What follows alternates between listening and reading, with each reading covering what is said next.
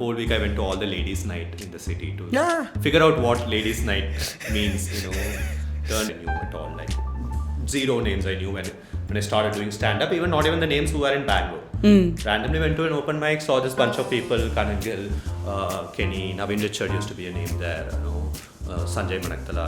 It was like the first wave of comedians in Bangalore. How is it growing up in Chennai vis-a-vis a Bangalore environment?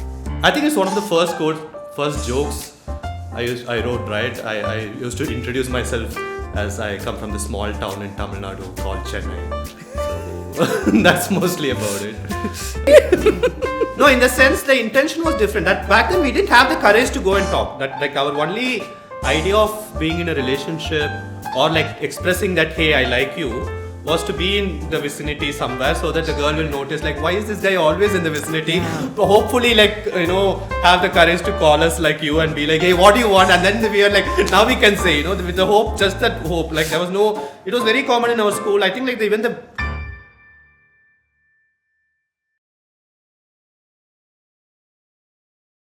How do I lighten the whole atmosphere? I don't know. Should I start? Yeah. Okay, Let's cool. do it differently. Hello, hi. Welcome to Attitude Makeover by Sowjanya Shetty. I am the guest and I am starting the podcast because I don't know, she's not doing it. We have been waiting for a long time and I'm bored. I want to start it off. Hi, please welcome me now. Thank you so much, Quadrant Man. I actually, first time I saw your comedy thing was the Quadrant one. Okay. And then I started going and looking at all your stuff. Like most people. And I felt like I wanted to know you. And so this is why we are here. Good. In the whole conversation, it's to get to know you. Thank you. Thank you for having me here. Like I think I mentioned previously also, this is the first time I am on a podcast as a guest. And I'm so glad it's with someone like you and not like 22-year-old Bombay dude sitting in a beanbag going like, yo bro, welcome to our podcast bro, I can be as bad as a 16-year-old as well. At least like one person is better. And from a Bangalorean is even better. Yeah, that's true. You're old Bangalorean. Right now I consider myself as a Bangalorean, but I'm basically from Chennai. From Chennai. Born and brought up in Chennai. How is it growing up in Chennai vis-a-vis a Bangalore environment? I think it's one of the first jokes I wrote, right? I used to introduce myself as I come from the small town in Tamil Nadu called Chennai. So that's mostly about it. Contrasting, I guess, both the cities in a lot of ways. You did state, ICSC, CBSE? State, pure state. Okay. And then I studied in Coimbatore. I went to college in Coimbatore. Okay. Which was probably my first exposure to living outside in a hostel. The college I studied also was a comparatively chill college compared to the schools I went to. Like Chennai schools and colleges is like a nightmare. Why? I don't know if it has changed now. Why? I don't know. They had too many rules. It's almost like a prison. Girls and guys weren't supposed to talk. Huh. People got suspended because they were seen talking to boys, another is gender. it? Oh. I was almost suspended, luckily. Luckily, I scored enough so that they couldn't suspend me.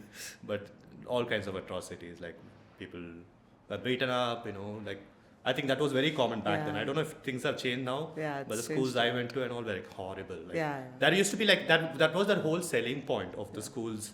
Some of the schools, matriculation state board schools, was telling the parents like, you send your children, especially girls, like we'll take care. We'll make sure like she's not approached by any man. Wow. We'll be the cops. They'll be like, their virginity will be intact.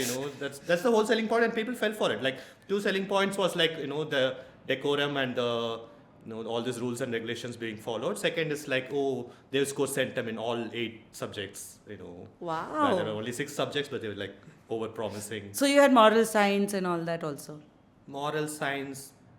I don't remember. I think not exactly that, or something related, environment science. Okay. But yeah, otherwise general 5 and subjects. And this knitting and all you'll have? Nothing. There's nothing called extracurricular and all in our school. Maybe like once a year, one annual day, I used to participate in those dramas. Sports also, like 2 sports they will have. Like the whole... I'm telling you, I studied in some of the shittiest schools you'll find in India. You didn't play sports growing up and all? I did. That's what, again, like the sports were decided based on the area of the school. The ground itself was like probably like what, like this Koramangala 80 feet road with like 100 feet another side. So the sports I used to play were like mostly Coco, which is like very space friendly sport with like. So we had round coco and the straight coco. Straight Coco only. That much space they had because they also didn't have the width. So like the first school, the longest time I studied in that school, which was like mainly Coco, like, and they would take you till probably like zonals and division. The other school was even worse. Like they will let you play cricket once in 6 months. That was all that it was. So my school we had some, not a great school and all, like state only, state syllabus. In Bangalore. Huh. And my school had this round coco and straight coco, hockey. They had something called baseball, which is not like the baseball that you're familiar with in the US, but like our own version of baseball. And then we had this dark room. So if you get punished under the stairs, there is one dark room. Oh my God. They would put the kids inside the dark room and lock you for a few hours. ICSA school. In SSLC. SSLC.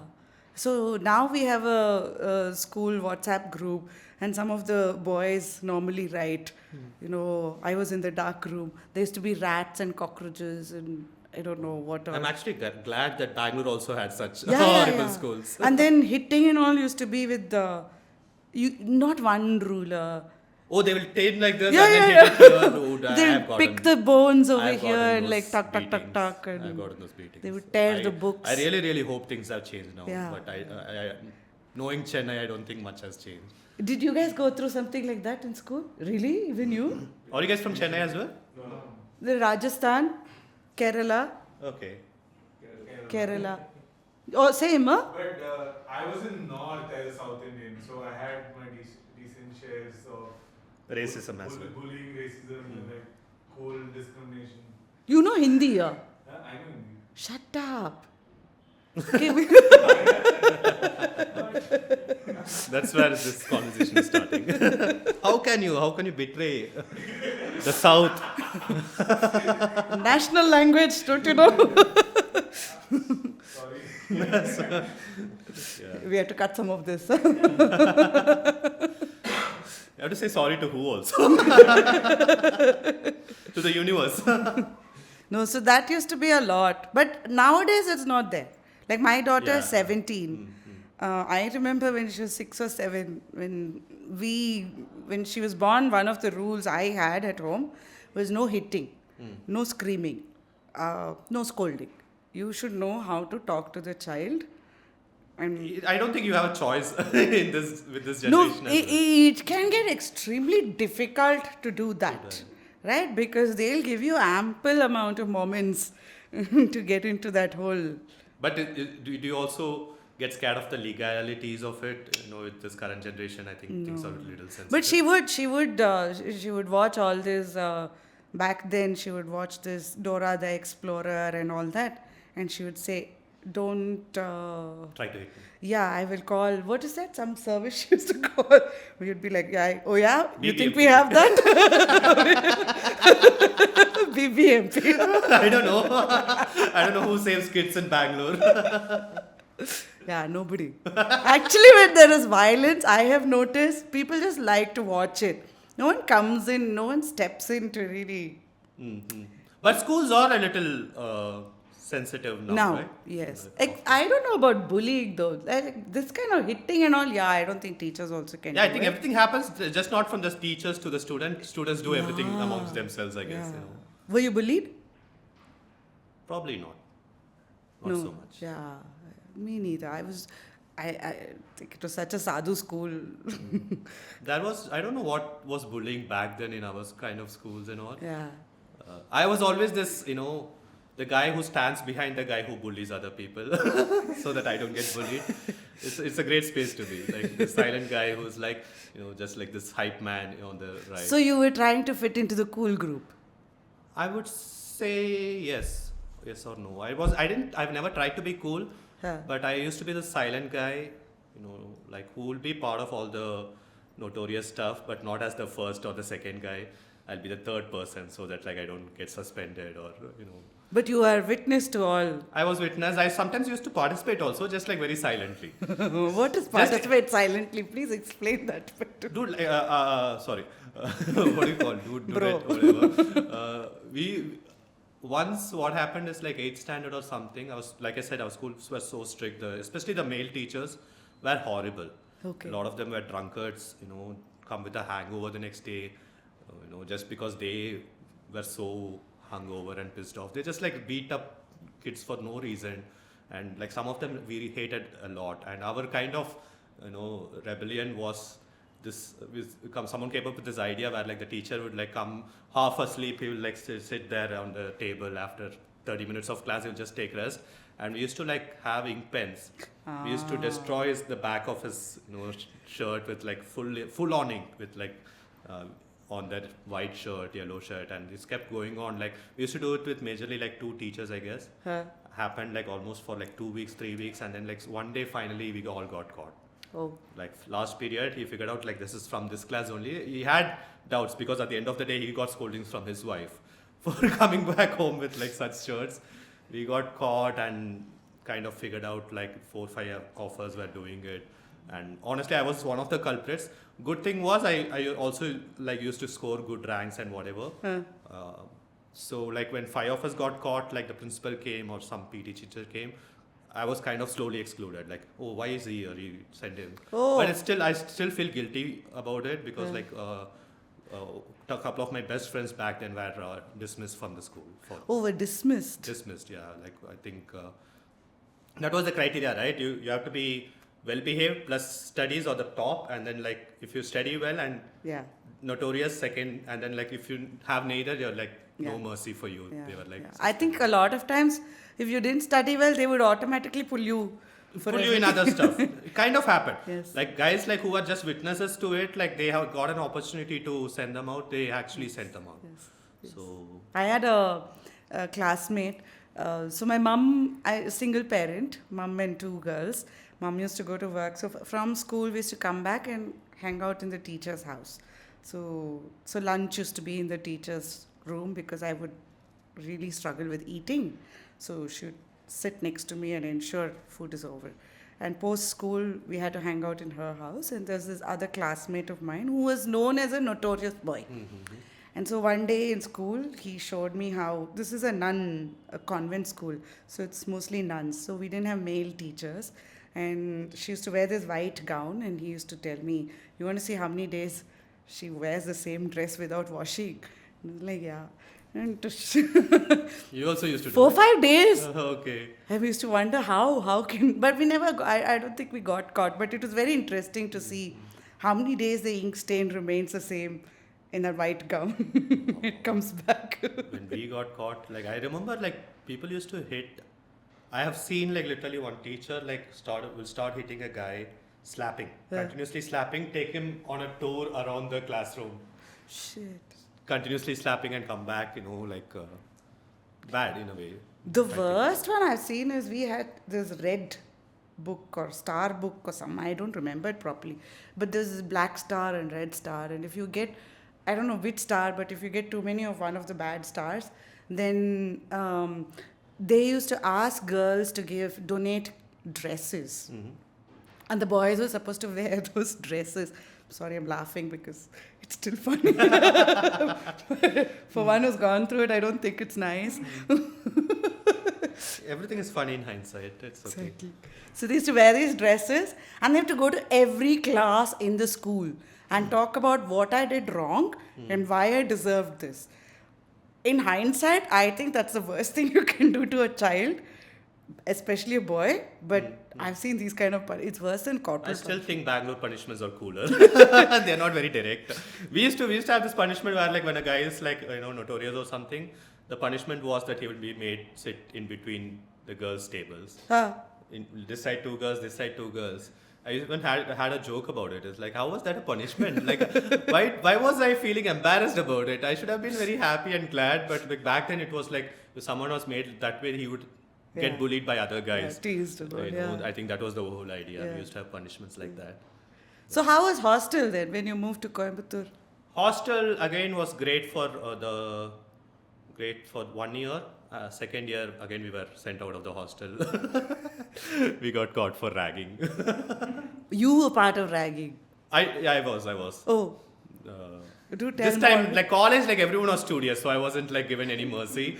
So a bunch of us were sent out of the. I think like second year, first semester we got moved to another hostel, and the second semester, the fourth semester again we got caught. That time we were like move out of the hostel. So 6 months we stayed out, and the next year they gave us an option to come back to the hostel. But by then we were like so You're so comfortable used. living outside. We were like, hey, we're fine. We told our parents they're not letting us in. So the last 3 years were like we stayed in like Bachelor pads, in Coimbatore, which was some of the funnest times. Coimbatore is a fun place, is it? Or because I've met quite a few interesting. I've had a few guests from Coimbatore. They grew up in Coimbatore. They studied there, or did their engineering there. Very interesting.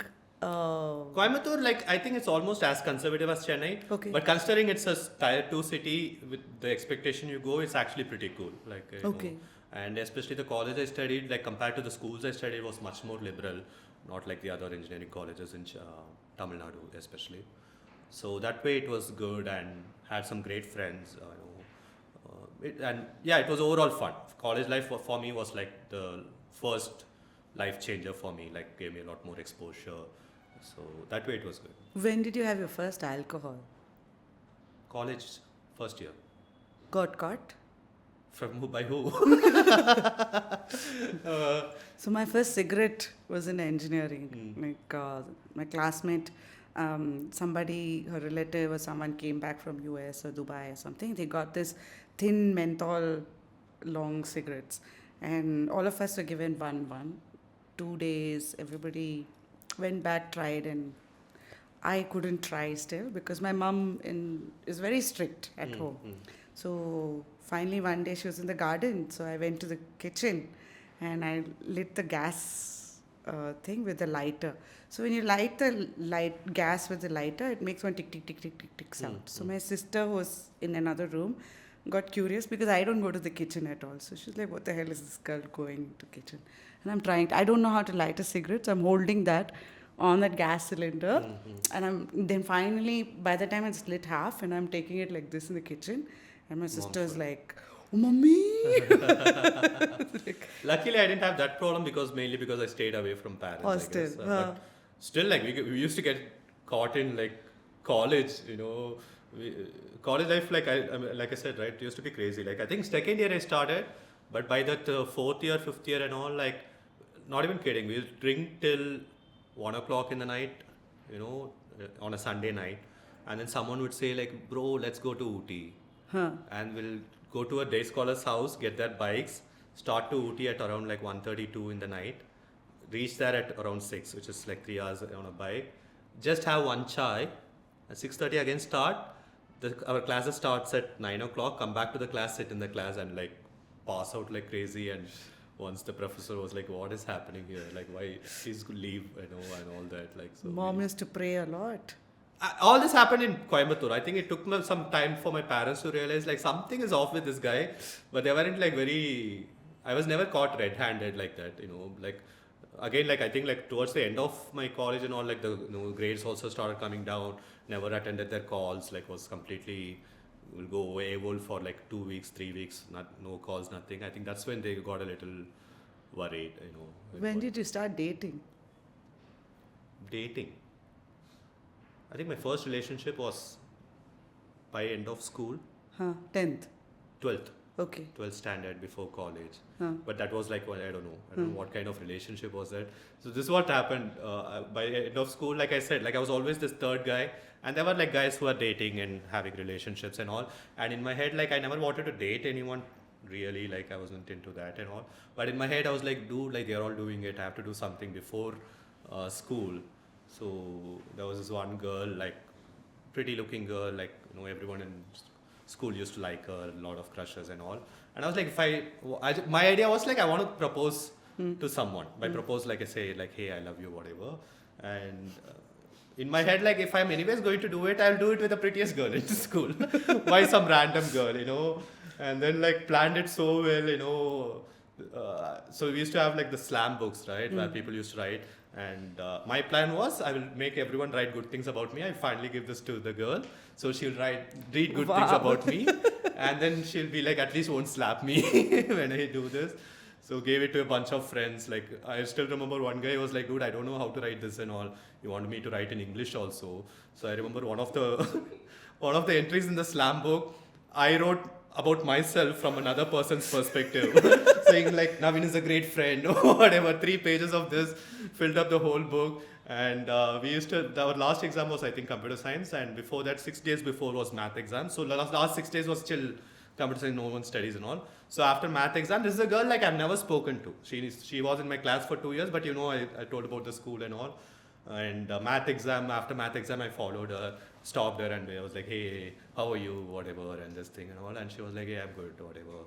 First time talking to her, and I was like, I want you to write my slam book, can you please, and whatever. Talking for small talks for 2 minutes, and this was my idea of proposal. I don't know if you understand Tamil. So I was like, okay, enna plan, holidays, summer vacations, and she was like, nothing, vetty only. And I was like, if you're vetty, can you date me? Oh God! Vetty na love pannalama. That was my first proposal ever, And she was like, what are you saying? She gave me that look and then walked away with the slam book. Luckily, like computer science exam, she gave me the slam book back, and she also wrote like, hey, you're talented, whatever. I don't know much about you, but all the best, whatever. And then when she signed the last thing, she was like, with care and affection. In brackets, she wrote like, no love though. And then she signed. That was my first proposal, but I don't know. Fortunately, like we shared numbers through another mutual friend. Same thing happened. The whole 2 months we didn't have anything, kept talking, and we were supposedly in a relationship by the end of a month. Second PU. Which didn't last long though. Like ended as soon as I joined college, it became long distance, whatever. Yeah. And I got involved in college, so it was like the first short love. How did Bangalore happen then? Bangalore happened much later. For my job, technically. So, Coimbatore was for +2? No, until 12th was in Chennai. Coimbatore, 5 years I did my college. Okay. So what did you study? Integrated degree, MSc in Theoretical Computer Science. Okay. It's kind of like math. Oh, it's like a MSc directly. Direct integrated MSc. Okay. In Theoretical Computer Science, one of the very few places that has that degree. Okay. It's kind of like math with computer science. So, did that course, and I got a job in Amazon. Okay. Again, like whatever, I did all those stuff, but by the end of it, like luckily, like I had to get a job in Amazon because the girl I was madly in love with back then got a job in Amazon. Oh. Yeah, and in my head, how like I was a real man. I was like, oh, that was the highest paying job at college. Yeah. So in my head, it's like if I don't get a job there, she won't marry me. First time in my life, I think like I slogged like crazy, prepared for that interview because I was never like this, guy who could get into Amazon and all, like as a software engineer. Helped me, like that trigger kind of helped me, got into Amazon. First job was in Chennai, Amazon. Technically, after 5 years, I moved to Chennai, lived with parents for like 1.5 years, I guess, after which the girl got married. Oh, so you were having an affair? This was like a one-sided love story, I would say. From she was your my end? best friend. Okay. But I fell in love, she didn't. Back then I didn't have the understanding of what was happening. I was like, oh my God, she's ruining my life. It was like a love-hate relationship. Went down for like 1.5-2 years, after which she was like, hey, I'm getting married. Like, oh, I thought we were dating. I was like, when did I say? And my head like, oh my God, she's a bitch. She broke my heart. Such a disaster, no? Yeah. Such a disaster this is. It was, back then it was. And then I still remember like that day going back to my home, like Chennai, right? I got full drunk, went to my friends, went with a friend, had like 5-6 beers, went back Must home. have been hearing and the I song. thought my parents weren't home that day. And they canceled the travel plan for going somewhere and all. When I went home full drunk, they were there. The living room. I'm like, why are you here? I'm like, why are you here like this? Visibly drunk, and I don't know what happened. My mom was like, what happened? And I didn't want to tell them anything. And then like I rushed inside the room, like locked the door, and they panicked. They were like, Navin, tell me what has happened and all this thing and all. And then like my mom suddenly, she knew this about this girl, like we were close friends and all that. And then she figured out her only question was like, Aishu, I'm like, oh my God, what was that to hide after this? Open the door. And then she came and then I started crying like, oh my god, she's getting married. My life is done. This thing, that thing and all. I don't know. And that whole drama happened and like typical mother, she was very supportive, right? She's like, oh, that girl, her dressing sense only is not good. Why would you fall in love with her? That too, like Brahmin girls are like that only, trying to amp me up with like whatever. You thought if she'll marry you and all, how will she do it, whatever. On the side, my dad is like, oh, we'll get you married before her. At that time I was like, oh, no, not that alone. I'm not ready to get married, And crazy drama happened. But I think that was like one of my first major trigger points. Luckily, like around that time, I was like, what do I do? Like what is the point of life? And not like suicidal way, but like I think like my whole 4 or 5 years from college, second, third year till that time, I was like so obsessed with like this one person or whatever. And after suddenly I was like. So for 4 or 5 years, you thought you were in a relationship, and then you found out. I don't it's know, one-sided. technically not like that. We were very close friends for the longest time. Huh. I think towards the end of college and all, like when it hit me like, oh, college is no more. I think I fell in love and whatever. And yeah, it was like that. It's not like I really like was hallucinating that she was in a relationship. It was always like, oh, I was always thought like, oh, there's two guys or this, because I like the schools I came from and all, like two guys being this close and all, obviously has to be, relationship, we should end up in a marriage or something. But that was like an eye opener for me, like, oh, maybe like, it wasn't the same, maybe like she actually considered me a friend or something, and we are still in, cordial, friendship and whatever, like, but I think that was the trigger point. Luckily that time I had an opportunity to move to Bangalore as a transfer in Amazon, and I was like, oh, I'm going to take it. I'm going to move to Bangalore, and cool place. I will help me like forget all my, past and whatever. That's when I moved in 2014. Yeah. Okay. Oh, I'm trying to see where was I? 2014. Bangalore. I'd come back. I thought you were always in Bangalore. No, I went. Oh, you said you were in the US for some time. So I ran away from home. To? The US. To the US? Like what? How? So I married my kindergarten classmate. One day you should do a podcast separate for this. With your kindergarten classmate, you ran away to the US, like not with a job and all, just ran away. I was working in Honeywell. Okay. And, that is not like, I thought like in school you ran away. No. Getting like a ticket. I was working in Kingfisher Honeywell. Airlines or He something. was my classmate in school. 10th standard I dated him. 12th standard we dated for a short period. Then post engineering we dated again. This time it got serious. Then at home they didn't agree. It's like eloping with this guy. Yeah, so I ran. Okay. And what was their reason to not agree? Malayali. Okay. Okay. Tell me more. So yeah, he was a Mallu. There are two Mallus here, no? Okay. Something about Mangaloreans and Malayalis, I still don't understand.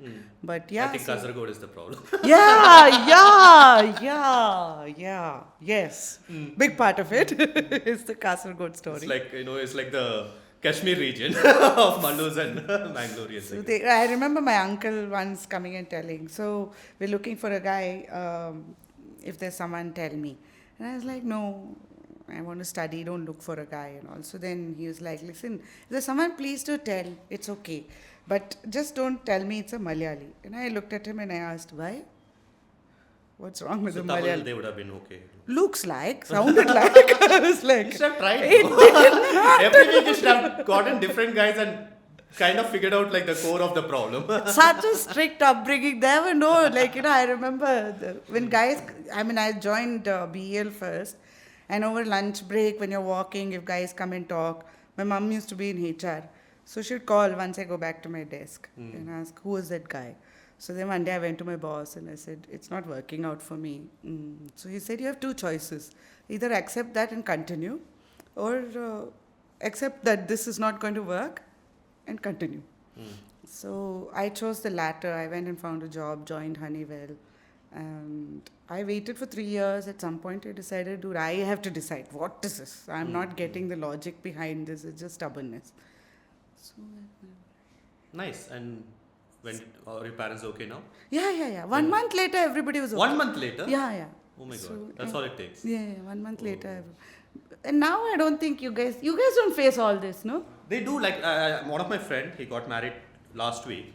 So this is what happened. He was living with his girl for like almost 5 years now. Huh. The girl's family didn't accept at all. They have been fighting. It came to a point now the girl with the guy's parents have been living in Hyderabad for the past 2 years. As a family only, they were like, fuck the parents and all. And like finally, like only 3 months back, he called me, said like we have gotten married in a registered office. But next month we are trying to get an actual wedding. We are going to invite her parents. Whether they come or not, we are going to go ahead and do it. Yeah. And then after 4 years of drama, they went and said like, we are getting married, whether you come or not. And then they were like, no, wait, it's okay. It's okay.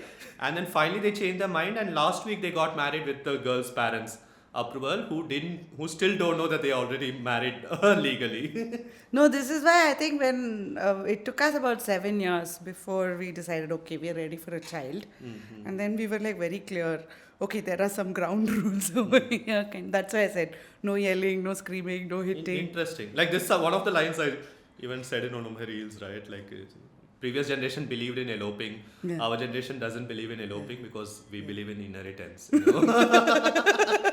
So what you did was a great deal, I think. No, it was like scary also, right? It was very scary. Like when I landed in the US first time, like I have never because traveled. your husband was working in the US already. Yeah. Okay. So he was studying there and then he was working. And so he had a job, but I was always working. I was earning from when I was like probably 15, 13 or 15.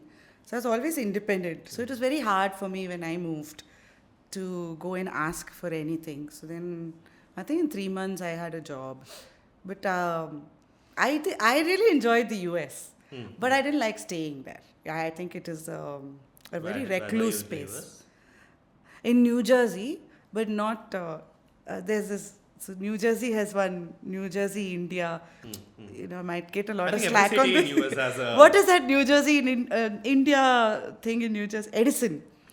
So everybody is, it's very famous, Edison. People go there for all your weekend grocery, all your salwas, everything. It's just like you're in mini India itself, Kuti India. But I lived in this place called Eatontown. So it's like where the Marines of the US are trained and all. It's a very sort of a high-end county because his office was there and my job was also there. So for me, I really liked how I grew and changed in the US, but I didn't like staying in the US. So it changed me as a person, because after that, whenever I've come back and I've worked in India, every job, I felt I was very different in the way I think, look at things.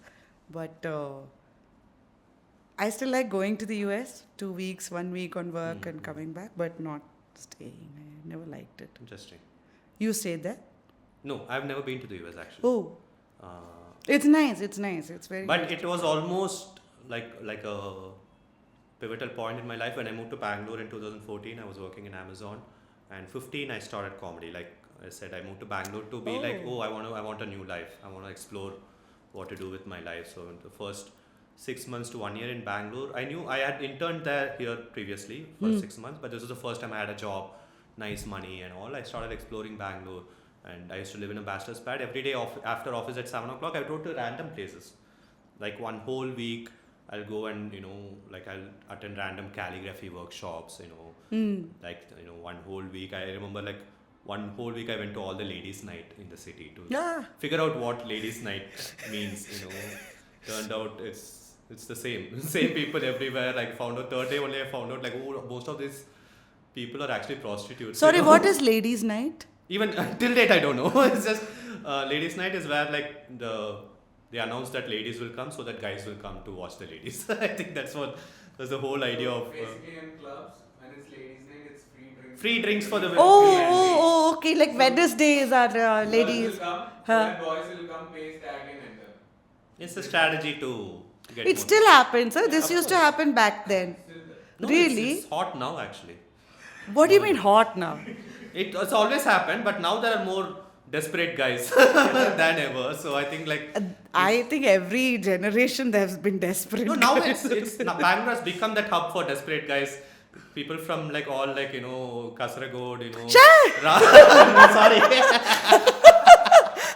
I'm saying whole of India, all the small town kids, they believe that if you go to Bangalore, you'll find a partner, you'll find cool girls and all. They come here, go to roam around in JNC, Koramangala area, like every day looking like, oh, I thought like I'll get a girl here, man, and they get surprised that when it doesn't happen, they go to these clubs. Yeah, I used to more and remember when I used to go for tuitions in engineering, there used to be these boys from Andhra who've moved to my college. So they would follow on a bike and they'd just follow. I don't know what you get by just following. And they would just follow. And one day I would stop and ask, so what's the problem? No, where are you available? I used to be like, what am I? A vegetable? Is Where are you available? So it used to be very weird, some of those approaches. Yeah, I was one of those guys. That's why I know. Like, on the bike? Or at least, like, I know, not on the bike probably. But yeah, this used to be common. Like, even the girl I mentioned, right? 2 years, I used to like her and all in school. Never spoke. Only by the end of it, I spoke. But 2 years, like, I used to follow her every day or like almost once a week. Like, used to follow. And I don't know if it was like stalking. Maybe it is probably called stalking right now. But I think like the intention, no, in the sense the intention was different. That back then we didn't have the courage to go and talk. That like our only idea of being in a relationship or like expressing that hey I like you was to be in the vicinity somewhere so that the girl will notice like why is this guy always in the vicinity. Hopefully like have the courage to call us like you and be like hey what do you want, and then we are like now we can say with the hope, just that hope. Like there was no, it was very common in our school. I think like even the girls were not like scared or whatever at that time because like it was like a very, I don't know, like a very different equation back then. Because there was no like phone or whatever, you can't get a number and start texting whatever, and you can't talk in school. Once she goes back home, you can't. No way. Yeah. So the only intermediate period is like one that 20 minutes of freedom for, and sometimes the women also used to like it. Like this girl, same girl used to say like later on when we started dating, like dude I used to like that attention, like when guys come. Like I know these are my classmates, it's safe and all that. Like it's just like that validation the girl gets. And once in a while when the girl looks back at the guy will also feel validated. It's like, yes, he knows, Dude, random, I empathize with these guys when I said Kasaragod, Ranchi and all. I used to be that guy. I used to like, this same girl I used to like, this was my idea of like getting her attention. Like when she'll walk, and then in our school we used to have this thing called whenever like a guy likes a girl, you shout the guy's name in front of her. Like when she goes around, like shout. Navin. They used to do this. They still do this? Y'all still do this? Shit, evolution has not happened in dating. My problem was this girl was pretty enough, so none of the guys called out my name. They started calling other guys' name. I used to get so angry. Like there was a time like when she walks, I'll call out my own name. She's like Navin, and then when she turns, I'm like, why don't do it, So I was such an incel, honestly. But I'm surprised you'll still have it the same way. Like I thought you'll have swipe right, swipe left. You must have gone to swipe right. Yeah, a lot. I've gone through every stage of being an incel. That's why like my relationship stuff's become a hit, So when did you switch from bike and following to swipe right? Sorry? When did you switch from much following? Much later. Like I said, and then I moved to Bangalore, right? I was exploring different stuff. Like I started watching theatre and all, started going to watch plays. And one of the things I did in a bunch of things I did to explore Bangalore, understand Bangalore. I was like, I understood that city was vibrant. I didn't know why. I didn't know how, So the whole idea for that 6 months was to do that so that I can have a distraction from this heartbreak and whatever. And one of the things I did was theatre, went to a theatre workshop, acted in a play in Alliance Francaise, whatever. So that was my introduction to kind of any performance art, like professionally. Like until then, school I used to do like a little bit drama here and there, speeches I used to do, or rhetorical competitions, like narrating this Tirukural and all. That was my. So Bangalore, this happened, and when theatre group we did another play as a collective. But the problem, we tried to do a third one, but theatre needs a lot of people coming together. Like, and all the people who started the collective were older than me at that point, like 35, 40 with family and whatever. People moved countries, people got married, got busy and whatever. So we couldn't sustain as a theatre collective. And that is when I was like, dude, like this is nice being on stage and doing something.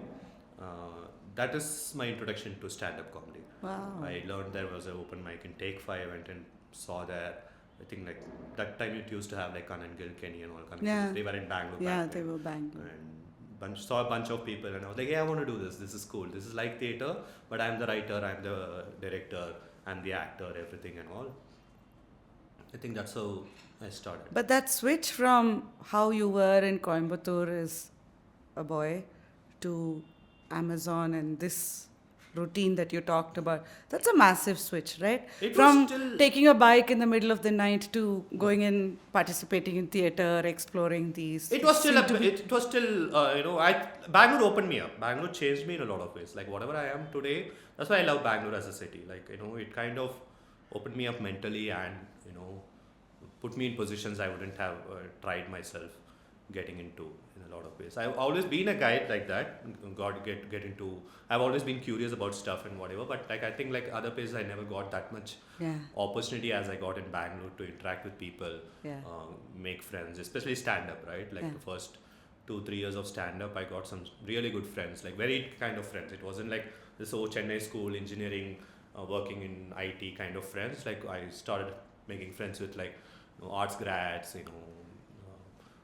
NGO workers, That way it was like a lot more women. The first time I actually made actual female friendships and whatever, I kind of opened my mind up, I think. So, very crass question. In Chennai, Coimbatore, when you used to look at women, you look there or look there?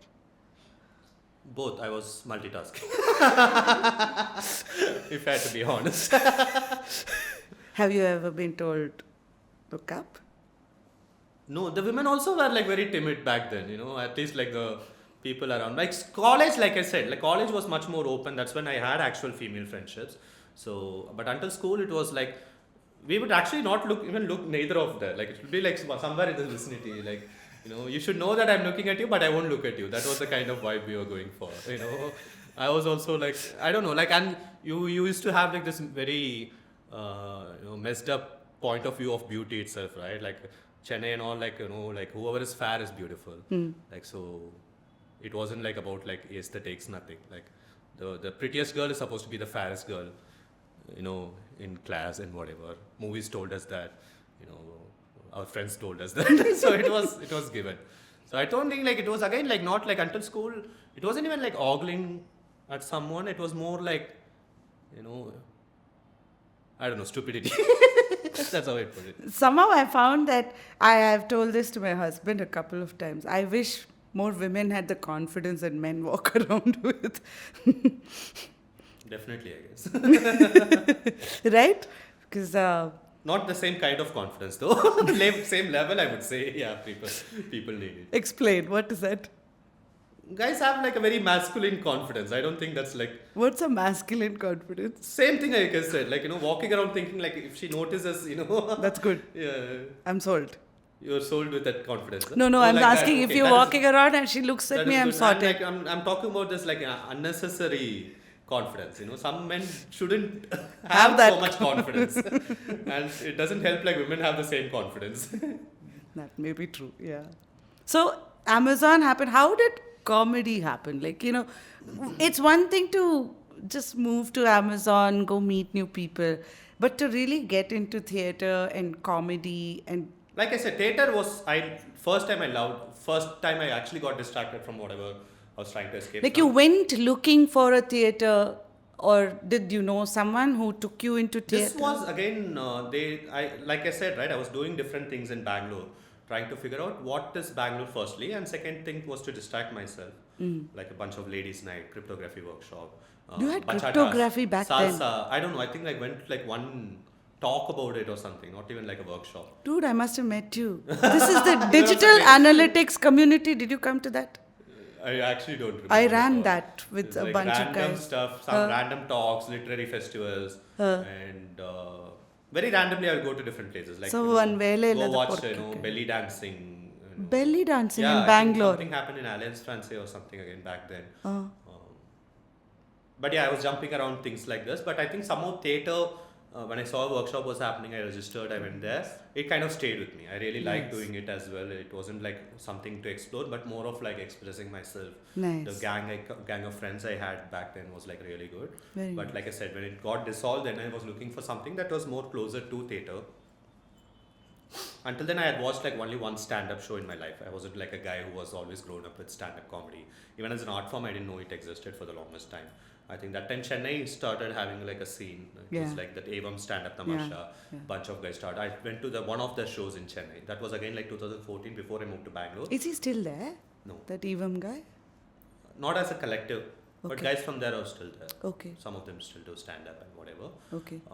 So Bangalore, when I came, like my idea was to do that kind of stand-up, which was like very Tanglish, you know, because that was my only introduction. I never knew like this Western style of stand-up. Dave Chappelle, none of the names I knew at all. Like zero names I knew when I started doing stand-up. Even not even the names who were in Bangalore. Randomly went to an open mic, saw this bunch of people, Kanan Gill, Kenny, Navin Richard used to be a name there, you know, Sanjay Manaktala. It was like the first wave of comedians in Bangalore. Went to Take 5, would watch them.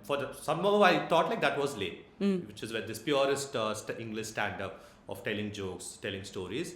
I thought like stand-up has to be like colloquial. It's like, hey, macha, whatever, you know, do. So I tried doing it. I was miserable at it, you know, but I still was like, I don't know, I want to do. After 8 o'clock, I have nothing to do at office also. I'll go do these things. Started doing open mics. That's the way I think even before I got too involved with stand-up, I got a bunch of friends who kind of mentored me, who said like, hey, watch these guys. Okay. Watch these American stand-up comedians. That's the mecca of stand-up. Nice. Slowly started exploring more and more stand-up. As a fan, I started exploring stand-up. Got introduced. Like there's always like this levels of people, right? You get bored with like one person, you go to the next person. So got more and more deeper with stand-up as an art form, as an audience, as a fan. And then I was like, oh, I think maybe like I can also improve at some point. At that point, I was still miserable. I knew I was not getting the laughs. You know, my English was bad probably. I was very nervous. I used to be like bad with mostly, I would get laughs, but mostly for just like the lines here and there. And sometimes people will laugh at me for like trying whatever. Very insecure. But like I took it as a challenge at some point. I was like, hey, maybe like if I keep doing it, if I keep at it, maybe I'll be better at some point. Yeah. I can. And this is also a point where like 2016, 15, my plan was move to Bangalore. Amazon, if you stay in Amazon for 3 years, you get your first promotion, you can directly move to Seattle. Oh. So when I moved to Bangalore, that was my idea. Okay. Be in Amazon for like 2 years, move to Seattle. Similar American dream, but like right when I got that promotion, when I was able to move to Seattle, my manager was ready to do the, you know, process. That was my, you know, who's like the road not taken path, I guess, you know, where I was like, am I going to move to the US, live the American dream, or should I stay here in Bangalore and pursue stand-up? And I think Oh, you made the choice at that junction. You got promoted and then you made the choice. Wow. So that was like a tricky choice, and I was like, I want to do this. You know. That's so cool. Did you repent it? Did you ever repent? Maybe a little bit in between, because after this happened, like within 6 months, a guy who got promotion, I got fired from Amazon.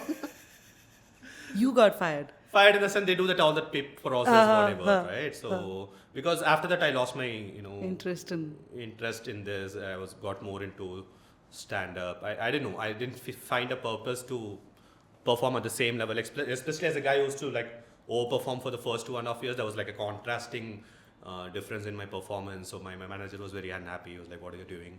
So that's when I decided to quit my job. My idea was initially to try some other company. I think I worked for 2 other companies after that. Everywhere was a miserable failure. Like I jumped from Amazon. I worked in Walmart for like 3 months. Quit that job, another job for 3 months. And then I was like, okay, fine.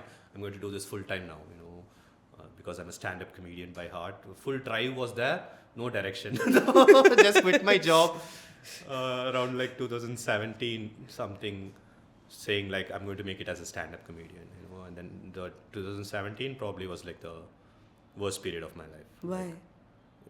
Had enough savings to get unlimited old monk and gets lost every night.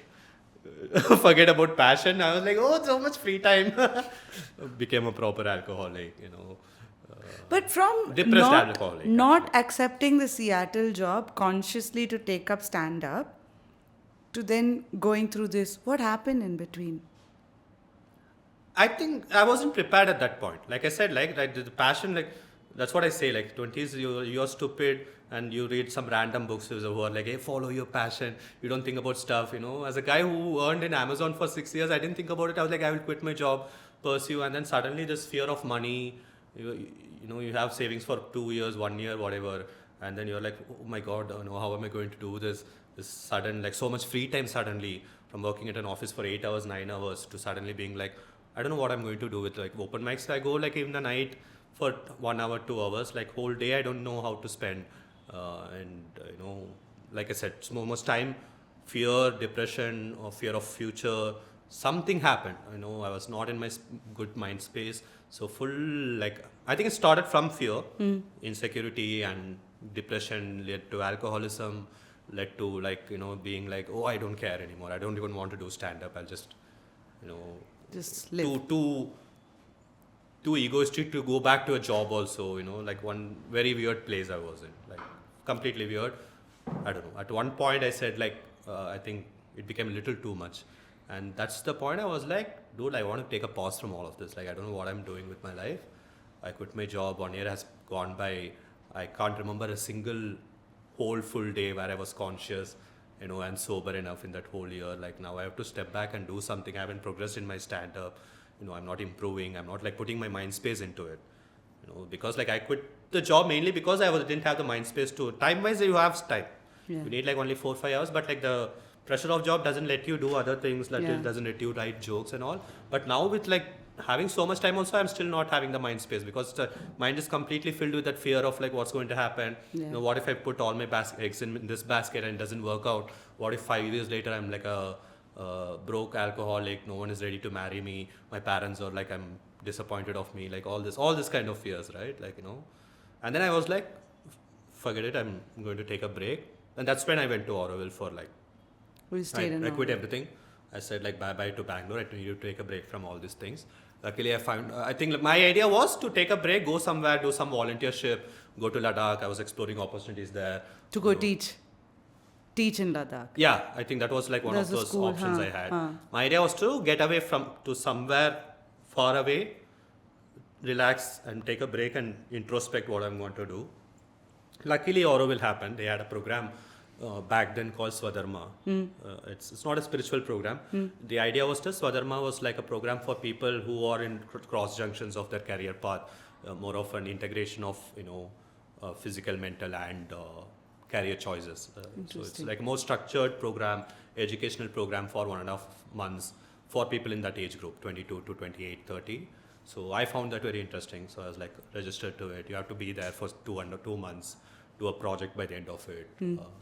That kind of was a changing point for me later on. Very helpful. Some of my mentors till date are from there, and met a lot of interesting people, artists, entrepreneurs, in Auroville itself, who had been through the kind of path I was going through, like getting lost, so that you'll find something and then have like a anchor with it and go on with life. So that I think I learned. 2 months was the program. I stayed for another 2 months, chilled there, explored stuff, had time for myself, started doing yoga, taking care of my physical health and whatever, like more of a holistic living. I got an introduction to holistic living from there. When I came back, I think I was like So in 2 months. 4 months 4 technically. months. But the first 1.5 months were the most intense part where the learning happened, and then another 2 months to relax and introspect and stuff. So 3 things stood out for me. One was following your passion. I learned That's why I always think it's a tricky term. I learned very later that I think everybody says follow your passion. If your work and passion are aligned, you're just too lucky. Just stick around. I think it's a journey finding your passion. True. It takes a lifetime sometimes for people. What do you think? Are you following your passion now? I don't know what my passion is. I think my bottom line is to be happy. Try to be as happy as possible. Try to do things that you like. And I still don't know if I'm maybe like technically I would say yes. I like doing stand up. Yeah. And I keep doing it time and again to good audience. That's like my meditative process. So that way I'm lucky that I'm able to do it.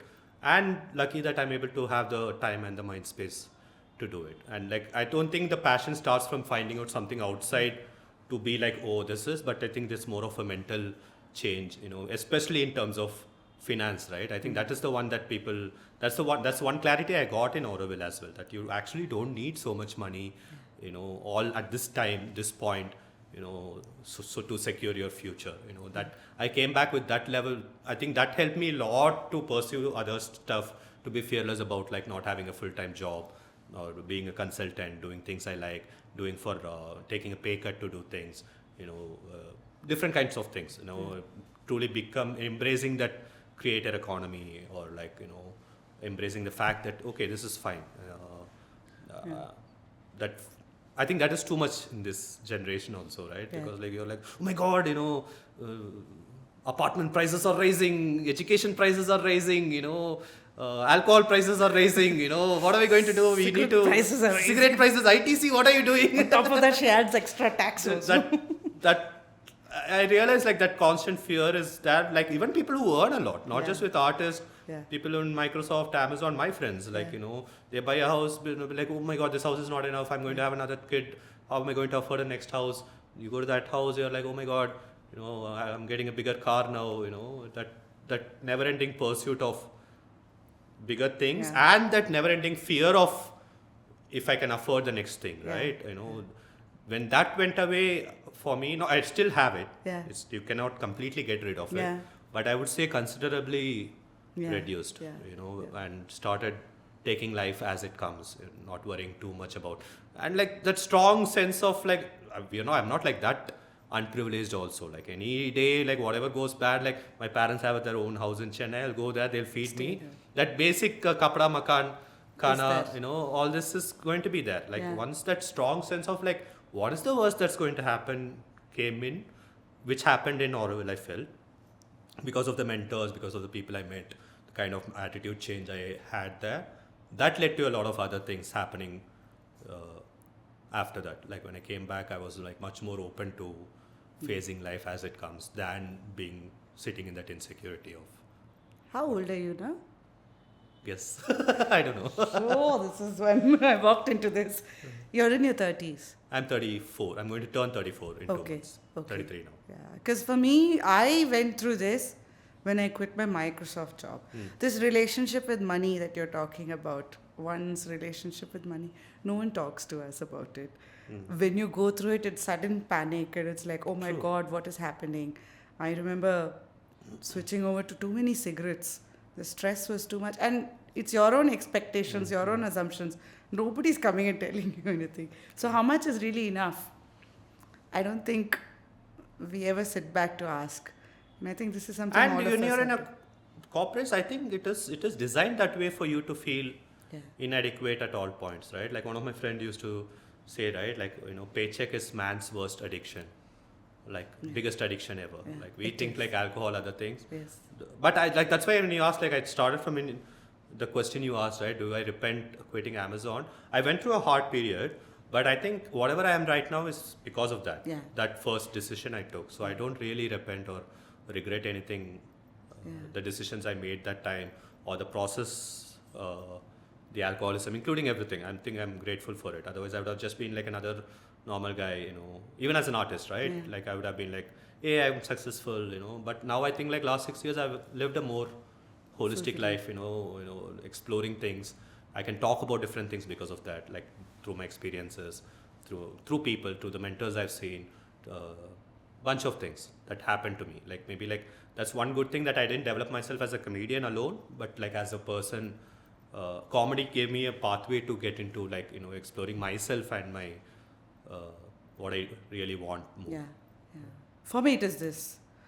Nice. Yeah, so this really changed the game for me, because otherwise it was like, I want to talk to you about addiction also a bit. Otherwise it was like, I started this, but I wasn't sure what is the future. You are still in your 30s. I went through this in my late 40s. I'm going to say 50. But late good, more 40s. savings. And less fear about future, because there's less future. I'm sorry. Dude, no. I'm sorry. Isn't it true though? I'm sorry I sounded morbid. No, but this is a very important aspect that psyched me up, right? Like, so my family, the men tapkao very early. But the women last like really long. Long. Very long. Like 90, 100. So I realized I am going to last for another half century.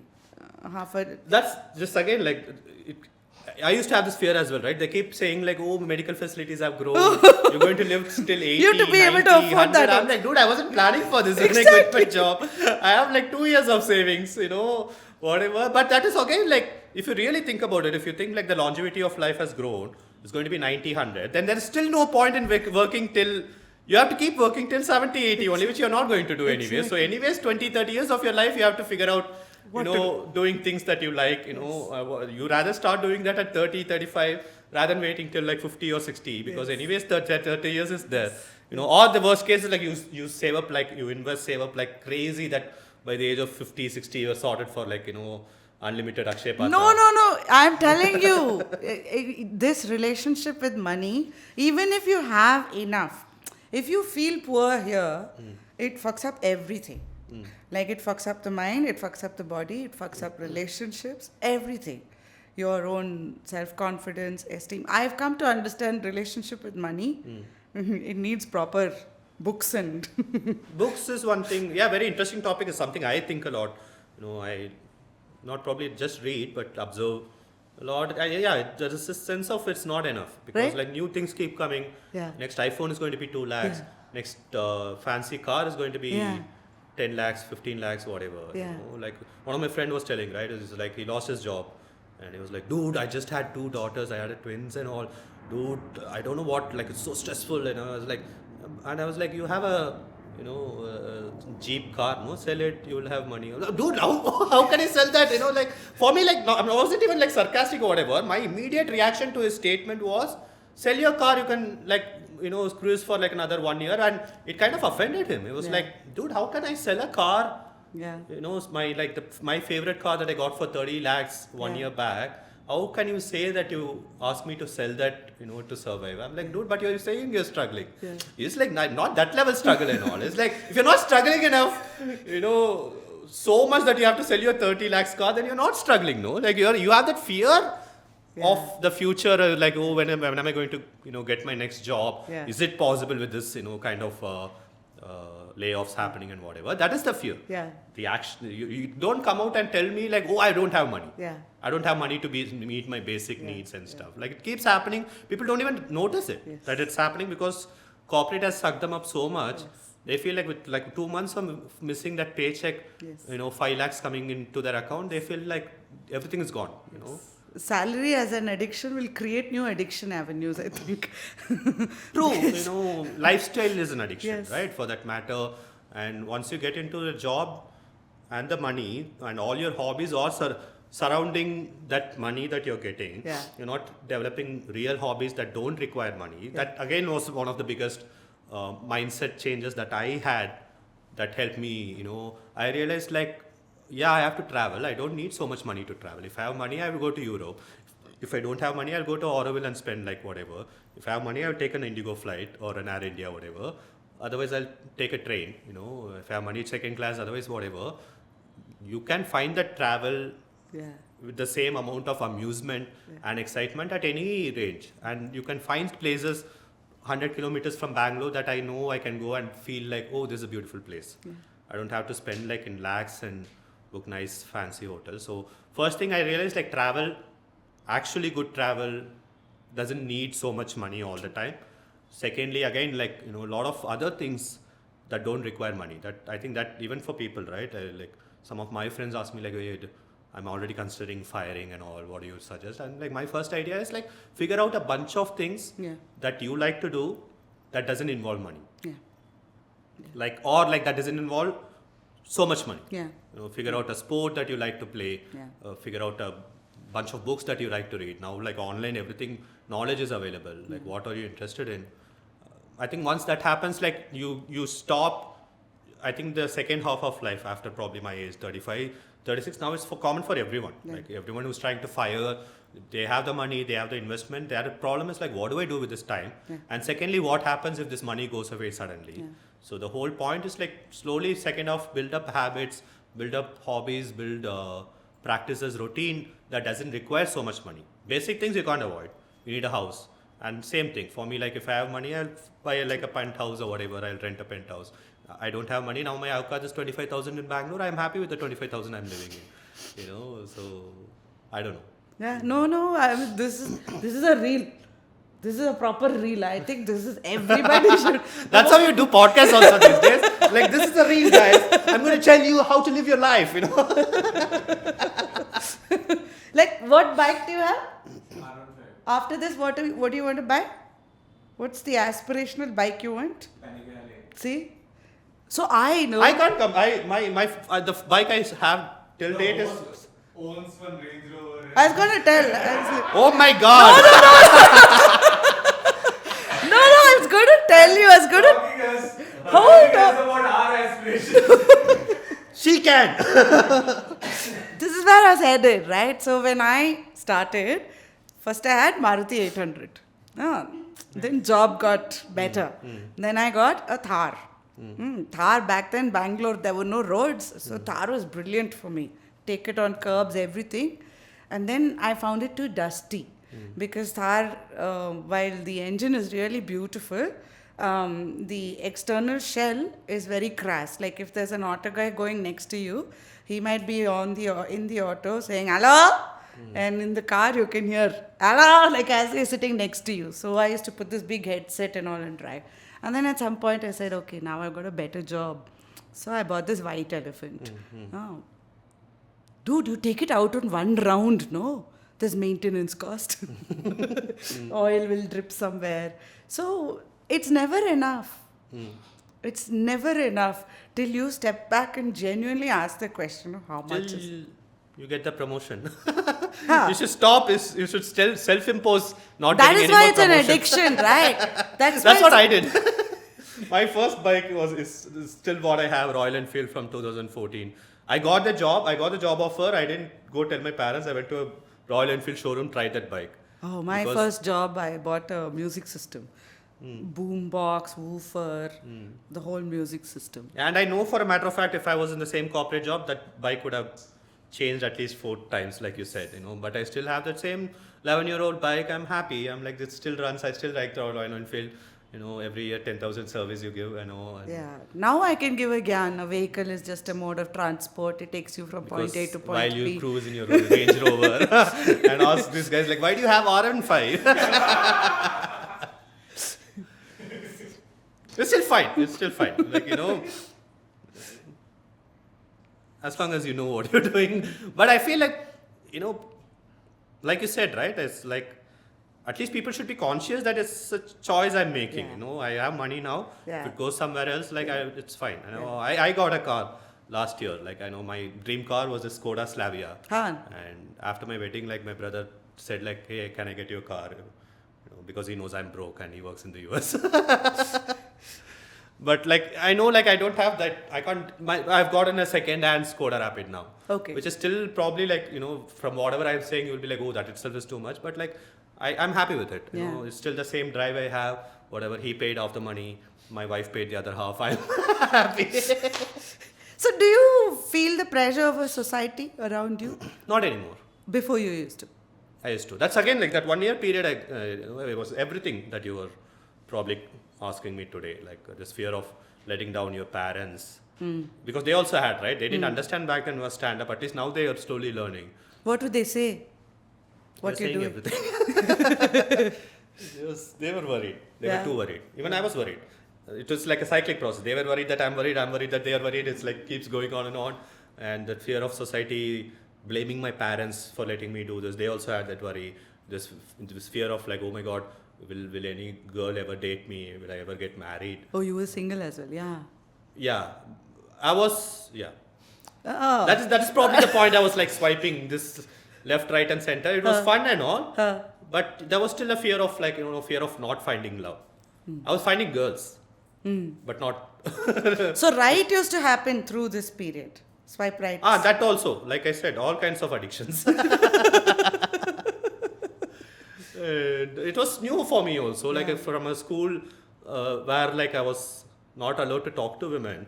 Now I'm come like, to oh, a you sit- swipe and you go on dates also, and I was saying that also started with some level of insecurity. Yeah. Of like, I was very, especially Bangalore women, I was intimidated by, like, oh, they're too cool for me, whatever. Like, How are they cool? no, How are they cool? they will turn back and ask like, why are you following me? Chennai guys never asked that. I was not prepared with that Are you answer serious? also. People don't ask like that? No, like they'll smile sometimes. They'll be like, or they will tell the teacher the next day. No, okay. Yeah, Bangalore is Back then. tough. Now I wouldn't say I'm intimidated or whatever, but this was when my dating life started again, Were along you with comedy. Were you ever slapped by a girl or anything? Like in what context? Oh! Do say more. Whichever context you want to put here. Slapped with anger? No, probably not. I guess. Okay, the other way? Probably yes. I guess. I don't remember. In Bangalore? No, I actually don't remember. I'm just messing around. I don't know. But yeah, not slapped in the sense like, no, I mean like, no. I became less of a creep, I think. My creepiness from my school days slowly started So did you reducing. start getting grounded in your expectations then from when you came from Chennai to Coimbatore to Bangalore and then to Auroville? Was this a gradual process More of than more grounding, I felt like my confidence level slowly started increasing. Like from this Or- increasing. Okay, Like in the sense, I started being more comfortable with nice. who I am. Nice. From starting with this guy who just moved to Bangalore, trying to fit in, trying to be scared of like what will people think of me. I had my own set of, insecurities, like different things, like my complexion, whatever. Initially, I used to think like, oh, women don't even like want to go on dates who are dark skinned like me, whatever. But slowly, I figured out like, oh, women also are also not that shallow minded Yeah. all the time. You start meeting people, like the kind of dates I went to, the women I dated at that point, even in Auroville for that matter and all. Like I used to date a German girl Nice. first, and then like I don't know, as shallow as it sounds, dating a white girl actually gave me a lot more confidence. I was like, oh, actually, like they're not worried about like my skin complex. For her, everyone is brown only. I felt so happy. She's racist towards everyone, A lot of other things, right? Like slowly those insecurities started reducing my, language capabilities, communication capabilities, my etiquette on a date, whatever. Like slowly those insecurities started reducing, my confidence on myself started increasing. Yeah. That's when you are like, you don't try to be this overconfident guy who's like, yeah, I know what I'm doing. Yeah. But more, I started being myself, confident being myself, and I think that attracted more and more people and became a cyclic process of that confidence. It's either a downward cycle or an upward cycle. Yeah. I think post Auroville, it became more of an Lovely. upward cycle Lovely. for me in terms of confidence, approaching people. Generally, my communications became better. Like I started exploring different ways. I don't know if you have heard nonviolent communication. I started exploring more of that. That was again one thing that I learned in Auroville, introduced in Auroville. Okay. I learned a bunch of life skills in Auroville that helped me even till date actually. Actually, I had a similar route. I'm just drawing a parallel because when I started Attitude Makeover, I didn't think anybody will watch my episodes.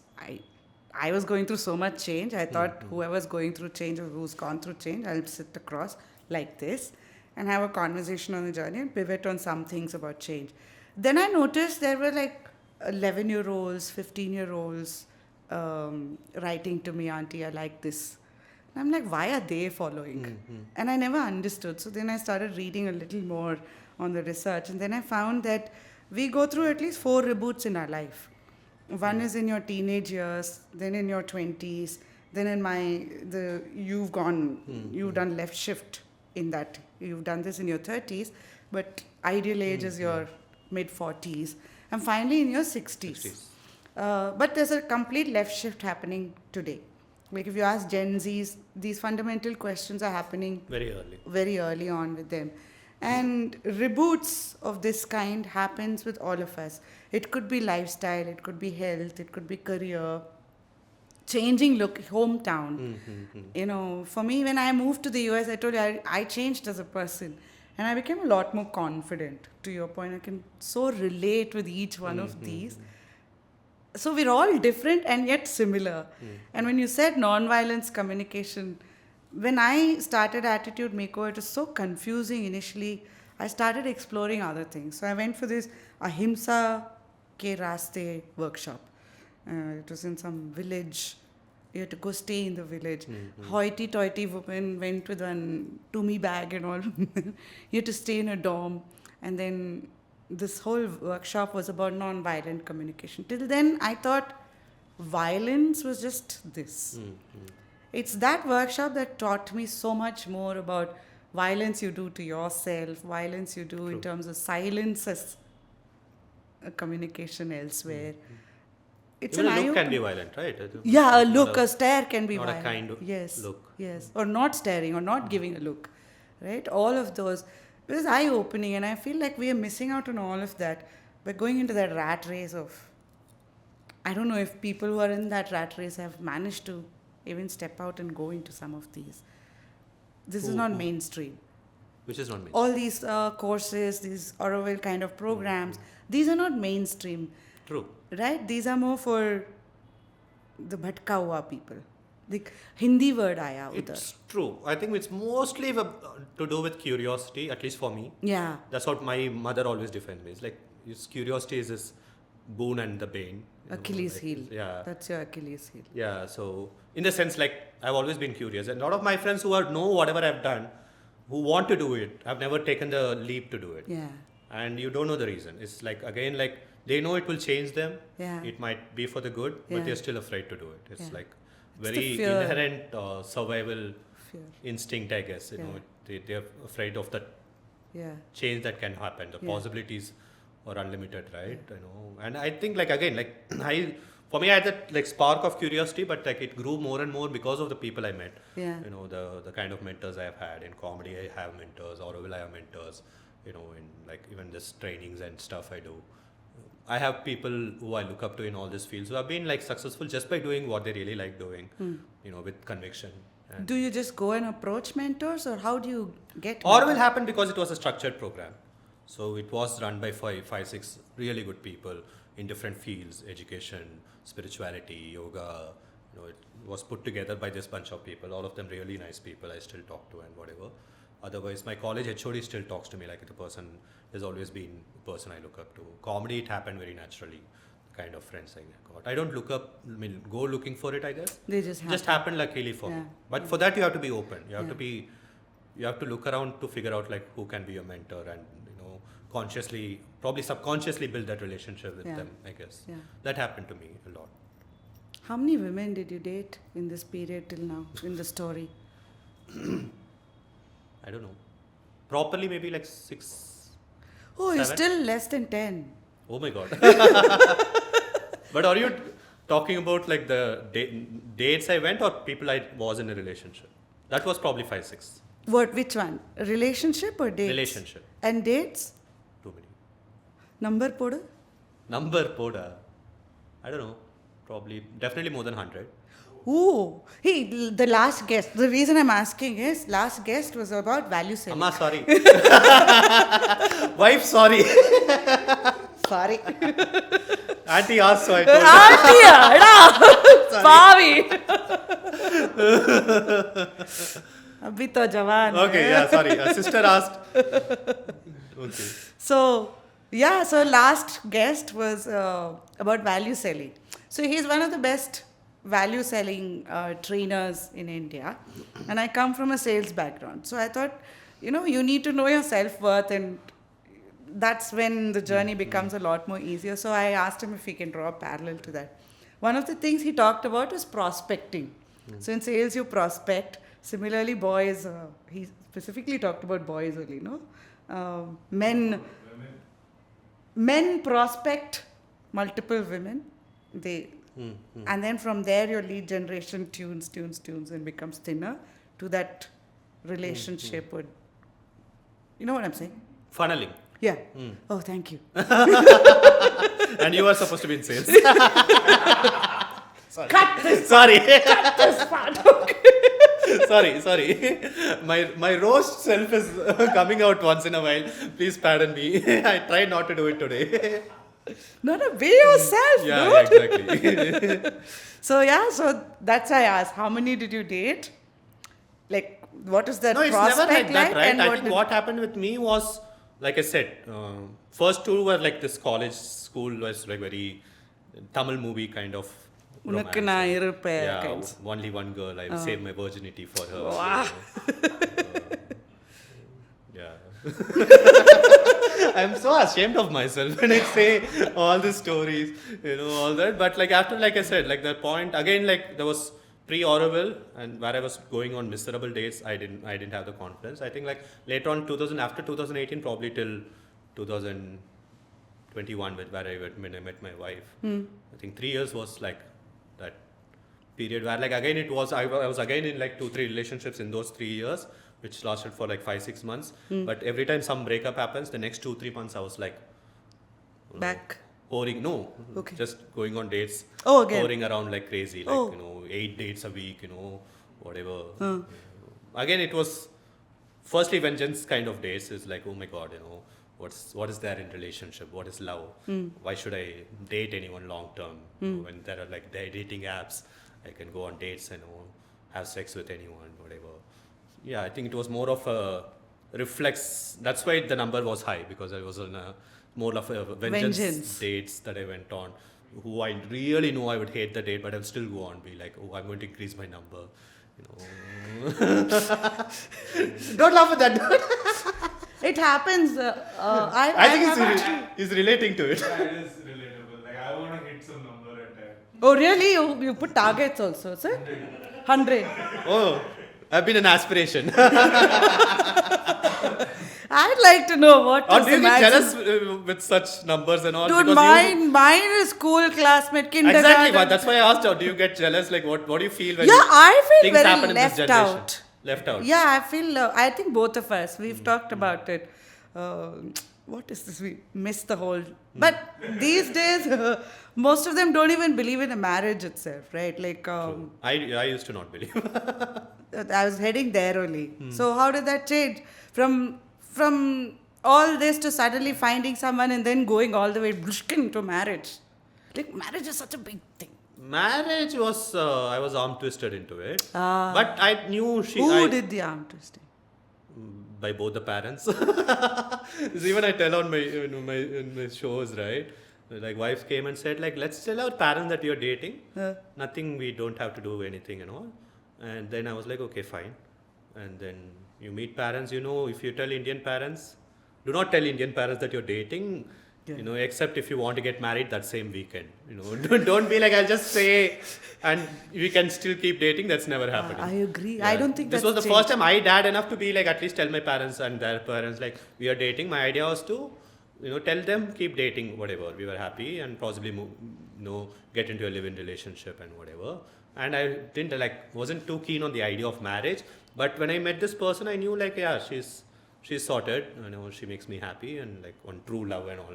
One mature true love that comes in your 30s happened. Where you found her? Hinge.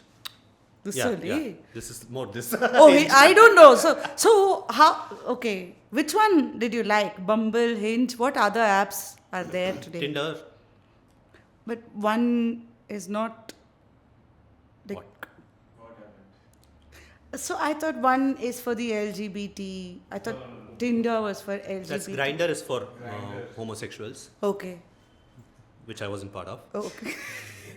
I've it's opened cool. and checked the interface, but never tried. Is the interface cool? I forgot actually. No, it was bad only, I think, Okay.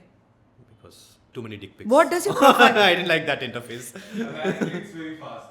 Grinder. Yeah, match. Oh. I just It's again. How do you know? I've heard. You've heard. You're a friend. I'm asking this question for a friend, kind of thing. I just heard. I also know because one of my exes was bisexual, who had dated both men and women, and she used to say like, you would think guys on Bumble or creepy, you should see women on Grindr like who are homosexuals is even more creepier. Oh. Like that, because there's no, I think like at least guys there's like inhibition, like hey, this that thing and all. But she used to hate it. She Hey, used to- I should create one. on Grindr. Yeah, one profile. In all and see. Go for it. It's a nice experiment. Until like 3-4 months after I started dating this girl, also we would get on together and be like, see who we are getting matches and all. Like now it's too. it gives me traumatic nightmares. What did your profile say? Cool things. I don't know. I don't know. But I used to have something interesting. I think like I revamped my profile at some point, after which I started getting a lot of matches. Yeah. Because again, like any guy, like for the longest time, I used to be like, oh my god, why are guys not getting matches? It's only the cool guys, the fair-looking guys, tall guys, rich guys will get matches and all. And at one point, I was like, and then little bit like I used to get because I'm a comedian. That time used to be cool. But that also like after that you have to talk and be interesting and all that. I think at one point I was like, dude, like why can't I approach it like a presentation in school that I'm trying to impress people? I think I revamped it, did something, I don't know. Something with a photo. My photos will have a caption which is both self-deprecating and kind of what I do now, but in a more like, Bumble, Hinge kind Quadrant story started there. Then, Not, I don't know if it was Quadrant, but it was like, it was showing that I'm self-aware. I see. It was like a photo of So myself. it was a very conscious effort you put to actually Yeah, go. I think at one point I sat down and got some of my female friends, and said like, hey, I'm going to revamp it. I want your help. Give me feedback of what is this. And they kept like 3-4 cycles, like one proper presentation in Microsoft. It went on. After that, I got a lot of matches because people are like, oh, it's curious about. And I think it's that simple. Guys keep complaining, even women for that matter, they keep complaining like, oh, I'm not getting anything. Put some effort, use your brain to do something interesting, otherwise nothing happens. It's very difficult to stand out for anyone. Sorry. Oh, these two guys, huh? No, all three. All three are in dating apps. Yeah. I don't know. You're not in a dating app. You're not either. होके भी फायदा नहीं तो तू इसका Not required. नहीं होके भी फायदा नहीं है ओ Tamil no he is your customer he is a client I don't know, that's why again this was again 4-5 years back. I don't know what, maybe that is only not enough these days, I don't know what people look for. that's a lot of hard work, no? It is hard work, it is perseverance, whatever. Again, for me, at one point, I wasn't going on dates to find the love or whatever. I started enjoying the process in the sense like, 100, like first 80 would have been like, that vengeance thing. But the last set of people I met were really interesting people. Nice. I started limiting myself on like, Quality leads. Quality probably, probably because at that point I also had that choice. I wasn't like this, timid Tamil boy who has to be like anything I'll take, whatever. I wasn't that desperate anymore. So I started going on good dates with interesting people, started enjoying the conversations, all that. Like I think without that, especially in current generation, with the number of choices they have, it's going to get really, really mind consuming for people if you're looking for some particular end goal and if you're approaching it to it. Is it tougher to date today? Even compared to 5 years back, I think it's tougher today. The pandemic again has changed things, I guess. No, and I don't know. Maybe these guys will know better. But I'm sure it has become the fact that even when I put out that first reel that went super viral, that Bumble and Hinge, that was like an eye opener for me. I was like, dude, whatever I'm saying, from my experience 3 years back, people are relating so hard, and that got me some followers from across the world, Azerbaijan, Bahrain, Dubai, Africa. And I realized okay, this relationship trauma is an international thing of all age groups, and hot girls in bikinis started following me. I was like, dude, you're also facing the same problem. I thought only guys have this problem. They're all commenting and messaging saying oh my god, so true. It's so exhausting. It's so, mind consuming.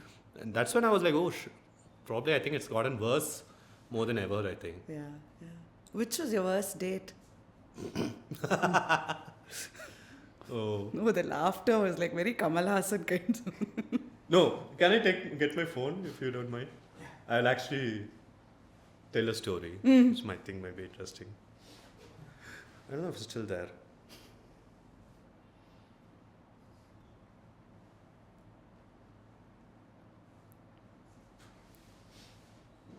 Is the AC too much? No, it's this message is not there anymore. Huh.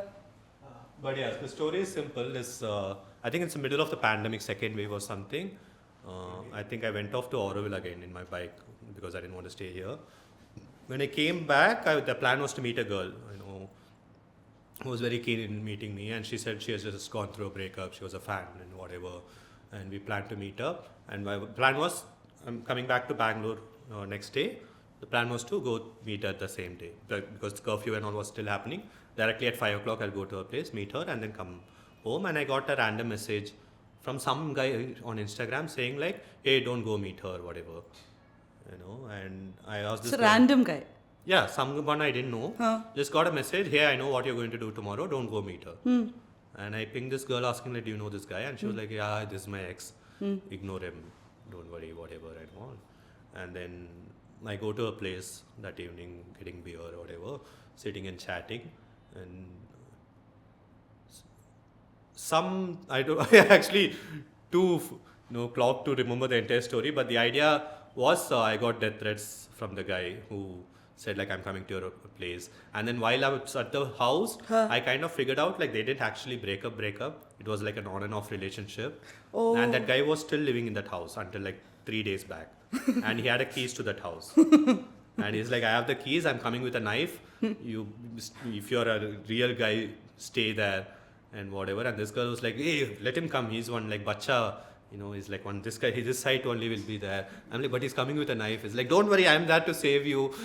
He's asking you if you're a real man. Why would you run away? I'm like, "I'm not a real man. I want my life. I will run away." What's that to prove in my masculinity here? And then some random shit happened. And then this girl called the guy's sister who lives in the same apartment complex. And the sister was embarrassed. The guy's brother-in-law was also like calling her and saying like, "Oh, he's gone mad, he's drunk now, please be safe," And they were shitting on her saying like, they were talking in Bengali. They thought I don't understand because I have this character that I don't understand Hindi only. But I could understand. I could understand assholery. So technically the sister and brother-in-law was like, if you break up, you have to do it properly. You're giving him hopes time and again. You will call, 2 dates will go bad. You will call that guy again. Some relationship gone bad. Both of them were psychos technically, and I got caught up in the mashup, and I don't know. You ran. Huh? You ran. I couldn't. By the time I was too drunk also, and it was curfew time also, almost like 7:30. And then I was like, and luckily like something happened. Her sister, his sister, everyone called that guy, somehow convinced him like be there. And I still kept getting threats. But at one point I realized this guy is not coming. He's just like throwing tantrums, whatever. Because he used to apparently drinking like 20 kilometers away somewhere and all. And at one point he kept doing it. At one point I also was like, "Hey dude, come. You come, I'll stay. What do you want to do?" At point I was like, "Okay man, if I'm dying today of a chopper, whatever, it's fine." That's what he said. "I have a chopper. I will come and cut you into pieces, whatever." Chopper is at... Yeah, there's something. Yeah, Oh. not this helicopter. After all that is like, the girl was like, "Oh, sorry about it. You can stay here, but just to know, like we can't hook up today." And I was like, "Dude, do you really think I want to hook up after this?" And yeah, ran away the next morning. Never met her again. What is marriage like? It's 1 year? It's a great segue from a traumatic date to whatever this is. It's fun. Marriage is fun. Yeah? Were there realizations like, "Oh wow, I didn't think of this," or "No, this is all beautiful"? It is thing for a guy who was completely against marriage, probably until 2-3 years back. It's been a good life, Nice. I would say. I mean the girl aspect I knew. I mean because she's a chill girl. That's why like I was okay with marrying and all. But I think the other aspects of families, helping each other, me having like a new family, that aspect is also. Nice. Her parents are chill. She likes my parents. So that way I think everything fell into place. And I think both the parents were like, she was the second child, was not getting married for a long time. Same thing for me. So they were finally happy that they found someone. And the fact that we both are decent people is making them happier even more, I think. So it's like a good deal overall so far. I don't know. So I'll switch gears now. Huh? I'll switch gears now. Sure. Cool. It's comedy. Okay. How did you... We didn't even start comedy until this point. Yeah. The producer is sad or happy, I don't know. Producer just allows me to... Are we derailing so much? No? Okay. No derail, Olivi. It can be as long as it has to be. Yeah. Then Yeah, I've had 2.5 hours recordings. Cool. So... We're almost at 2. Oh, really? I'm telling you, we spoke for a I long didn't time. realize. Are you serious? We've not come to the main part still. 150 plus, yeah. Okay, all right. We better get to the main part. Cheers. No, lot of scope to edit out, I think, though. No, I Full think. raw. Yeah. Okay. Yeah. Raw and unedited. So comedy. The other day when we were talking about this episode, I realized he watched you 10 years back, by the way. Where was this? Urban Solace. That is again like one of the OG. cradles of Bangalore stand-up scene. Urban Solace, Take 5 and local in Kalyan Nagar, which still happens. Oh, in Haryana? Humming Tree, but like that was like occasional shows, but these were regular weekday shows that happens. Okay. Local still happens on Mondays till date. Oh, really? Yeah, Urban Solace is like a great place as well. So that time he was saying that he attempted comedy. Oh, okay. And after I had... So I liked this also because, see, like, for example, I had Akash Mehta, I was telling you, right? It was like one-on-one comedy show. It's so delightful. Like, how often do you get... This is such a luxury. Look at this. For you or for me? it's like you saying, like, look at the couch have you ever sat in such a cool couch in your life? You broke guy without Range Rover. Sorry. It felt like that. See, I want to learn comedy because I think my comebacks are so shit. Okay. I want to be so good at my comebacks that it is like it'll take you like 5 seconds, 10 seconds, maybe 3 minutes later, chata, you'll feel it. You got it. Within 1 second. I got what you're saying. Okay. Yeah, so, but then I figured I'm not having a funny bone at all. But for someone like me or someone like him, or then I'm thinking there'll be many who want to get into comedy because if you're funny, I think things happen much more faster for you. This might be a It's an assumption, important skill to have. right? And I think it's a beautiful skill to have. So for someone who wants to get into it, where do you start? Go for an open mic. Like just go, is it? Yeah. Like what do you say? Like what, you At write least jokes? Maybe like write a script for 2-3 minutes, 5 minutes. What is a script? Tell me. Just what you want to talk for 3-4 minutes. Okay, if you have to talk here for 3 minutes, what would it be? Mine. Yeah. Pick a topic, just talk. The insecurity or the fear comes when you have to be funny. Huh. But if you have to just prepare a speech for 4 minutes, you can go and talk, no? But you're going for a comedy talk, no? That's you have to fine. be funny, no? That's fine. No one is funny on the first attempt, no? But you have to start somewhere. Oh, so just pick a topic. Pick a topic, write something for 4 minutes. Okay. Hopefully try to make it funny as per your sensibilities. Okay. Figure out an open mic in your city, wherever you are. Go attempt it. First time you're going to be horrible. If you really have the grit to go back, you will go back. Otherwise you'll get right there. But you keep going back. That's how I do it. So only 3 minute scripts. That's 3 enough. to 5 minutes to start with. Okay. You take at least 4 or 5 months. That's how it used to be back then. Now people go on this live, talent shows. Something clicks, they become famous. They are already comedians. But like I'm very old school that way. Like you do stand up, go to open mics for 6 months to 1 year. First 1 year, 6 months. You just make that 5 minutes of material funny enough so that you get laughs with it, and you know where you're getting laughs with it. And then once you get the first 5 minutes tight, you try to build the next 5 minutes. This is how traditional stand-up comedians have So done do it you throughout go the back with the same script to different locations and try to see Yeah. different flavors? Yeah. And then find which one clicked, or you keep trying different world. scripts? No one writes like that. Stand-up, you repeat the scripts until you perfect it. Okay. And then at some point you create a gig, is it? 5 minutes, and then you build another 5 minutes. Now you will have 10 minutes, 20 minutes, 30. But they should be all connected, right? Sometimes doesn't have to be necessarily. Can come without segues also. Can you give me some examples of, like, you know quite a few comedians. Are there different styles? There are like very normal. What's your style? Funny? Poda. I'm sorry. I always say this. Even I don't know. Like, whatever. I don't know. I think I'm more of a storyteller, I would say.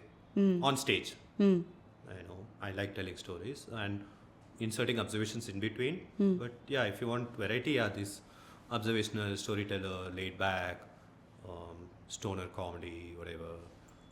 There are types. There is various types. But I think there's a little bit of everything in everyone. Just like Amon's very, one-liners, whatever. So, but I think I would consider myself a storyteller. On stage at least. Okay. But you were not a storyteller before, or were you always considering yourself as a good storyteller? Before comedy. Mm. I think I was this funny guy in Gang Oh, you of were a Friends. funny So guy. one thing I was known for in college also was to roast people in my class and whatever. We would have like sessions in hostel where I would like roast almost 30 of my classmates for like 1.5 hours straight. Like just me and one more guy, just calling out like a very impromptu roast, like this guy is this guy, and it's a fun in a funny tone, and everyone will enjoy it like until late night. This will go on. Can you roast her? Roast? Roast? That's what I've been doing, I thought. You got roasted. I got roasted, is it? Did you? Huh? Nice, I guess. Oh, you guys have been keeping tab. I'm not even under. They are enjoying it as well. Fucking shit. Really? Where did I get roasted? Multiple places. Subtle ways also, direct also on your face. Range Rover only twice, I said. Twice.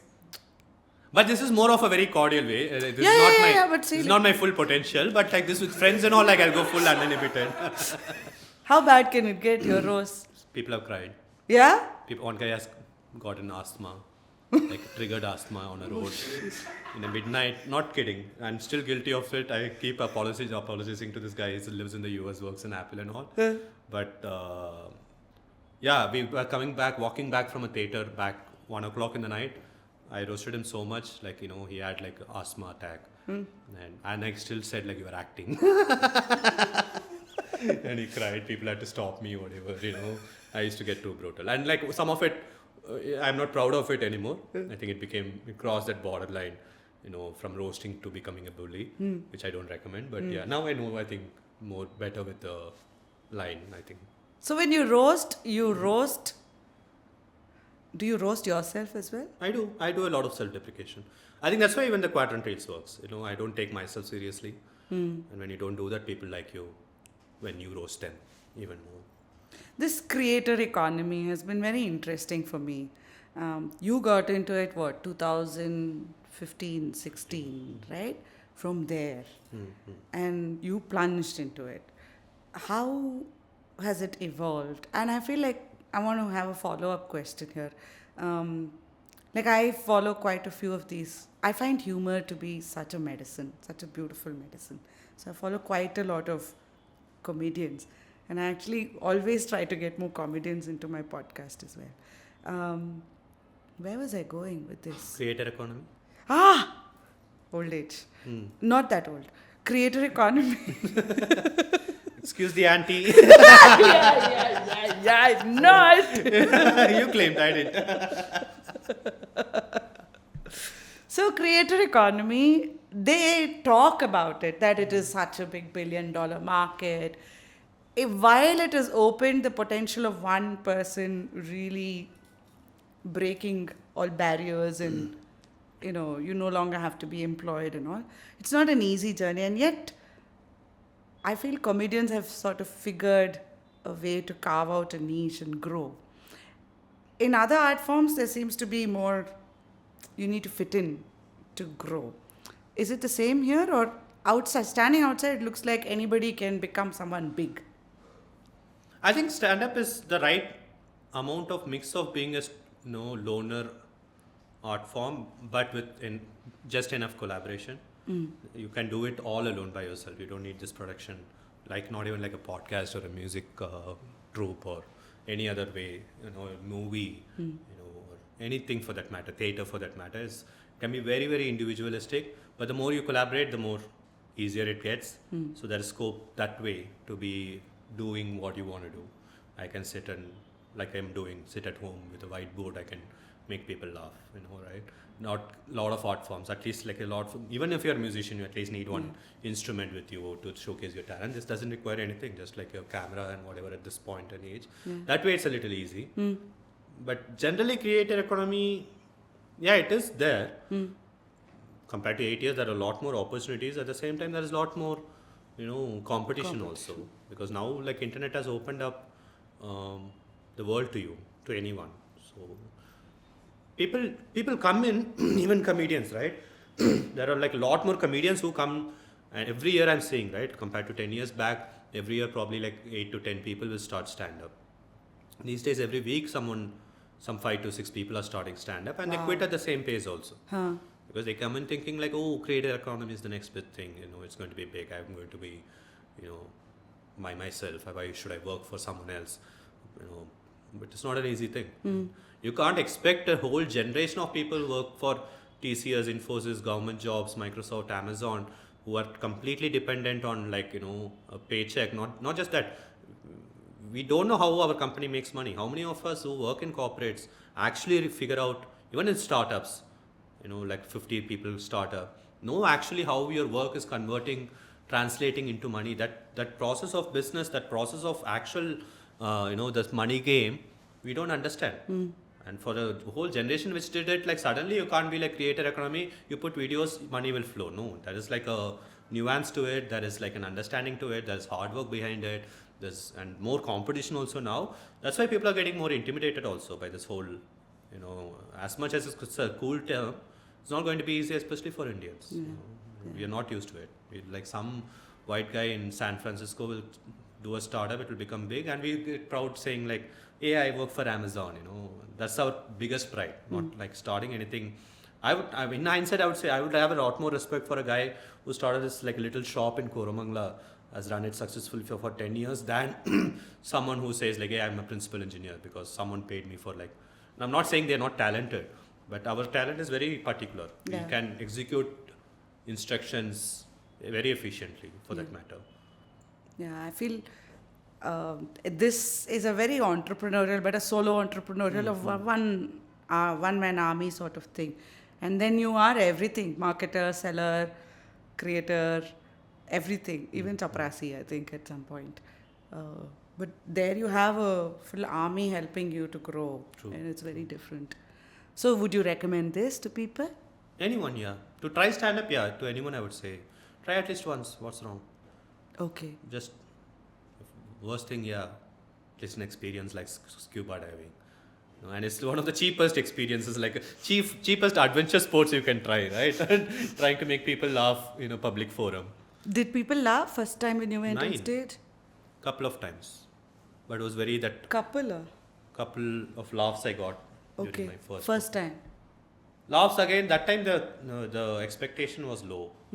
If I still have that video, which I cringe watching it. But that time, like Take 5 at Mondays, people will come to experience new people trying stand-up. It wasn't about like how funny they were. It's about like, hey, good job, man. I'm going to support you. That now it's very much more brutal for people who start now because the expectations, the quality of stand-up has gone Very true. so high. It's not easy for people who start.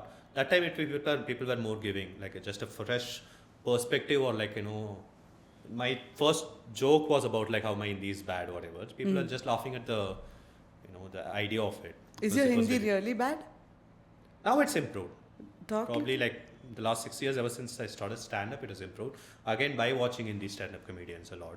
So now I can understand well, pretty much, I guess. You can vartalap in Hindi.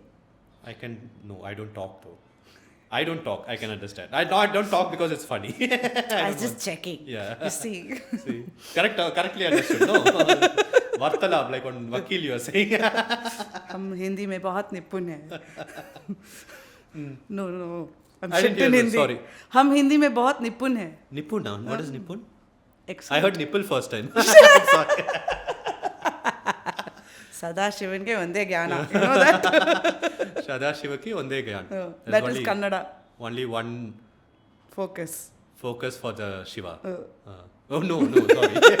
I'm not Shiva. No, I didn't know Hindi before. But once I started podcast, and one guest was from Haryana. He's a village panchayat, sarpanch. And his Hindi, when I got introduced, I had to do the full podcast in Hindi. So then I went and learned a little bit of Hindi. Oh, nice. It's a nice Pretty language. good in Hindi though. Yeah. Using It's pretty Nipun, good, no? Nipun and all. Yeah, I'm telling you. Words I have never heard. Killer over there. Okay, shall we try our quadrants? Oh my god. I mean, Okay. I have a bunch, like you can pick, okay? I have like 5 or 6 flavors. Are you ready? You want to take a break? No, it's fine. Are you okay?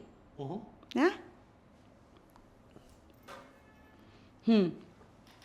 So the first one, it's a side hustle spectrum. What do you want me to do though?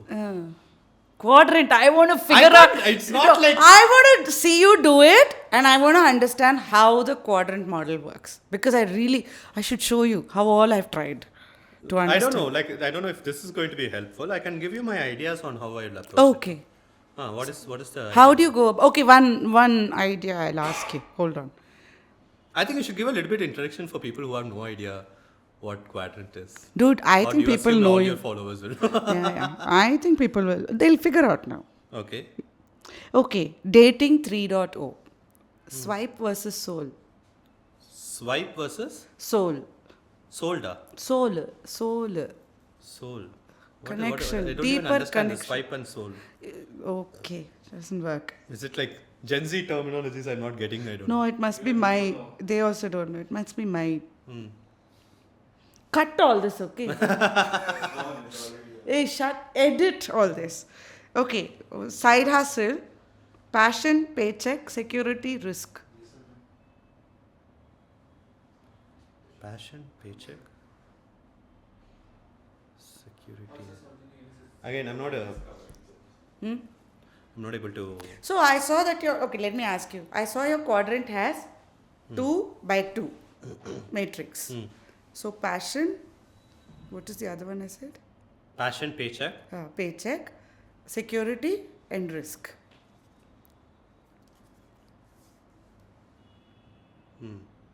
What I would do is like more like, you know... Or you pick whatever you want. Yeah, It's even something more better. ideal would be like, having a job versus entrepreneurship, Lovely. superimposed on, advantages and disadvantages of Okay. security risk. Okay. That's what we discussed, I thought. I But know. yeah, I think I get what you're trying to ask. And I don't think I start a quadrant by thinking 4 points. Oh, okay. Let's figure. Okay, where do you start? It's always like 2 opposing ideas, Oh. which is very common. Two complementing. 2 contradicting ideas, and Contradicting. it's very common in India or everywhere, right? That's how we live life. It's always like one thing has to have another.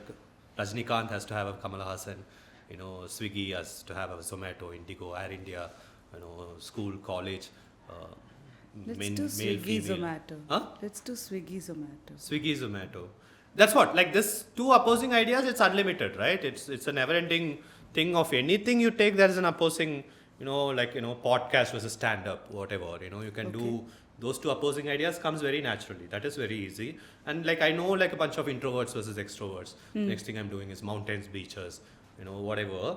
These very commonly known debates that have been going on for ages at least that only is like there are like 500,000, and if you explore enough they will find even more. So that has never been a problem of finding 2 contradicting ideas.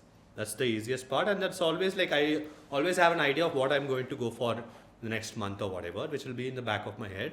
The most difficult part is to have another vertical that superimposes over these 2 contradicting ideas. So what do you mean by, like if I take Swiggy, Zomato, what is a vertical here then? That is the toughest part. To find out something that relates to these 2, probably I can come up with any 2 things, right? Swiggy, Zomato for breakfast versus lunch. Okay. That is one. But it doesn't sound as exciting to me, right? Swiggy, Zomato for, for food versus Condom. groceries. For food versus groceries. I said food versus condom. Condom, important grocery that way. Whatever, right? So finding that second vertical of something that can, be superimposed on this idea. Like for most times like men versus women works. I do like even the mountain versus beaches is like men versus women. It's like one common, because there is already an extreme aspect of it that comes with it. I think for me the most difficult part is to find something that second vertical of opposing ideas that will complement this and can be related in some way, right? And it can be related in any way. So for example, that South Indian, North Indian, how India communicates that I did. Idea was even introvert or extrovert, I can do the same way. It's just superimposing with the same thing. Introvert, extrovert, interacting with another introvert, extrovert.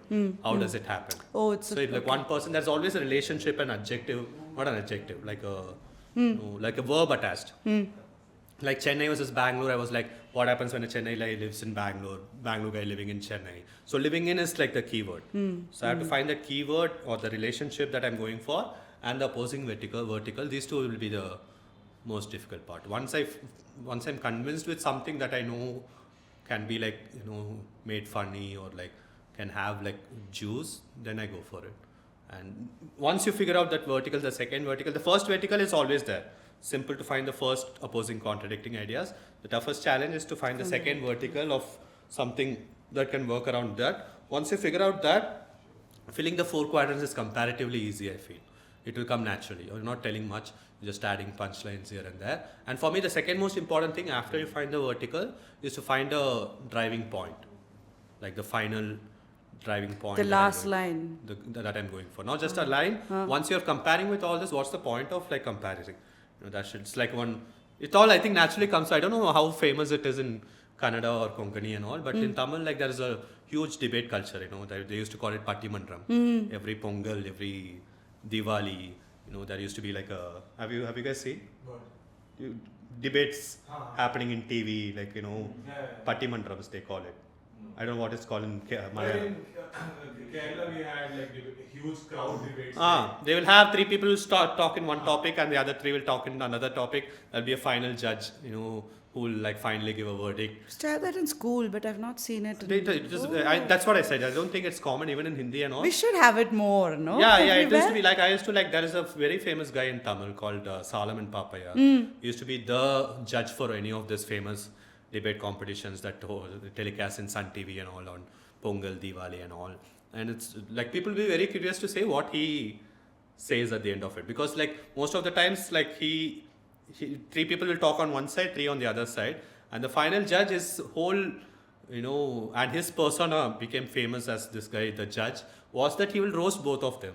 He will say your ideas are shitty, yours ideas are shitty, just fucking go along with life. And I think like for me, like the idea, generally what I go for is that. Even like the last driving point for me is like don't get caught up in this, extremes so much. It's okay. You can acknowledge both the extremes, but at the same time you don't have to be like this Jesus Christ who feels like he's been like pushed on all sides, pulled on all sides, right? So that's always been the idea of a driving point. The central core has always been that, but that I do it with context of that particular quadrant. And then you take this to your stage gigs, is it? Or do you I've done integrate it only a this couple back? of times. I don't do it. They're In fact, I different. started this quadrants mainly because, like I said, my whole stage persona is storytelling. I like telling my personal stories in a funny way. Of course, there will be observations, if required, that make sense to the story. But otherwise, I've never been like this very deliberate observational comedian. And I've, over a period of time, 9 years of stand-up until last year, I kind of figured out that's probably one of the reasons I'm not that famous. It's true, especially as an English comedian in India, you're not a regional comedian. Observational is a lot more easier. People want to relate. Indians are heavily, into this idea of like, so relatable. Yeah. You tell like people like oranges are orange, they're like, oh my god, so true. No, I've never noticed it. It's a very Indian mindset. I feel like where they want relatability more than people coming and telling their unique stories. Yeah. People don't share. Even till date, when most of my stand-up and it's like personal stories, people message me and say like, oh, so funny and all. But that share happens only when they find something like, I want to tell my friend, Yeah. this observation that this guy has made. Yeah. So I think it was an evolution of like me figuring out like, okay, I need to do observational stuff as well. But I was never keen on doing it on stage. Again, I didn't want to be that guy who was like, hey, have you ever noticed, it's always a lame observation that follows whenever someone starts So you something. consciously chose your stage presence to be this way and your My social media. stage presence has always been storytelling, Okay. personal storytelling. I never cared whether it's relatable or not because I wanted to tell my most embarrassing stories, which has made me comfortable and confident in life itself generally. Yeah. So but like as a as a downside, like none of these things go as viral as it kills on a live show. Yeah. You know what I mean? Like Yeah. live show, people love me. Yeah. They're like, oh my god, so hilarious. Yeah. For some reason, like it's not very shareable. Yeah. Especially on a platform like Instagram. Yeah. I'd gone viral on YouTube. YouTube, it's like a much more comfortable platform for me to go with long format storytelling things. Yeah. It's not like I started Quadrant with that idea, but I have always done stories. I've always tried to stay away from observations that I used to have as well. I cannot just start a thing with observation. I can't go and say like, hey, look at Bumble is like this, Hinge is like this. Or at least on stage, I've never found it intriguing to do it. So I think it just Quadrants, when it happened, the first thing happened with that Nitin Kamath thing, which was more like a reaction to something I read on news. And this format was something I had in mind for the longest time. I had it for another reel. I think I put it out later. The only real idea I had in this format was people getting fired, not fired versus talented, not talented. It was like a reaction I wanted to do with respect to the layoff period. What will talented people do when they are not fired, when they get fired? That was the idea. But I never did it because I thought it was lame. I didn't know how to do it. But when this Nitin Kamath news came, I had a similar thing. I want to just express this, and I did it, and suddenly it became viral. And I was like, oh, people like this actually. And then I tried to do a bunch of ideas I had with a similar thing.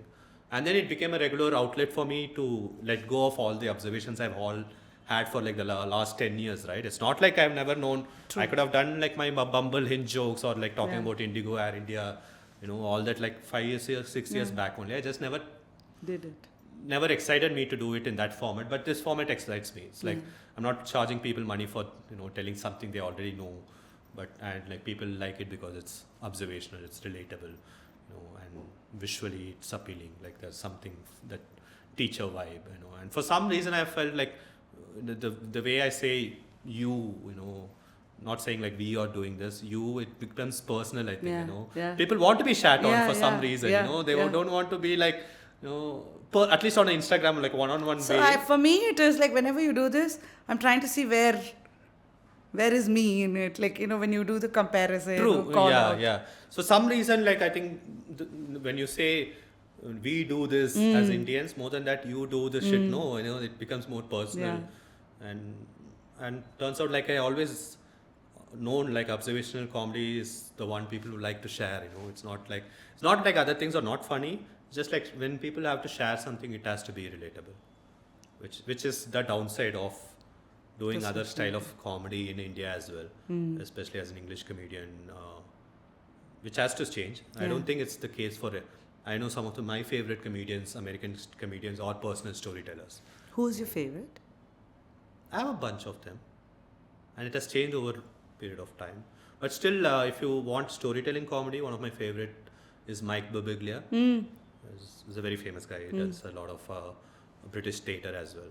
He's a beautiful storyteller. In fact, like he changed my style of stand-up. After that, I became a lot more storyteller.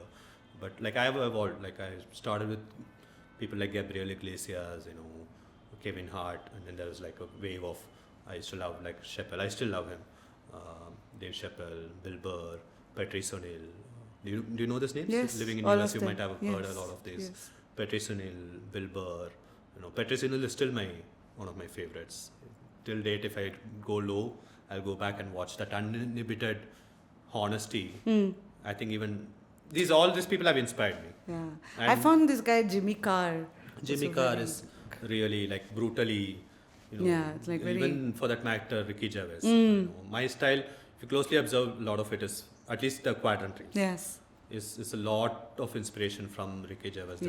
This uninhibited truth telling, which I'm able to do it because I know it wouldn't come across as arrogance at this point. Like this terminology I keep hearing, like that radical candor, where like you're honest, but like someone gave me a beautiful analogy. It's like radical candor. I kept coming through this term. Someone told me actually, you have this radical candor. Until then, I have never heard of that phrase.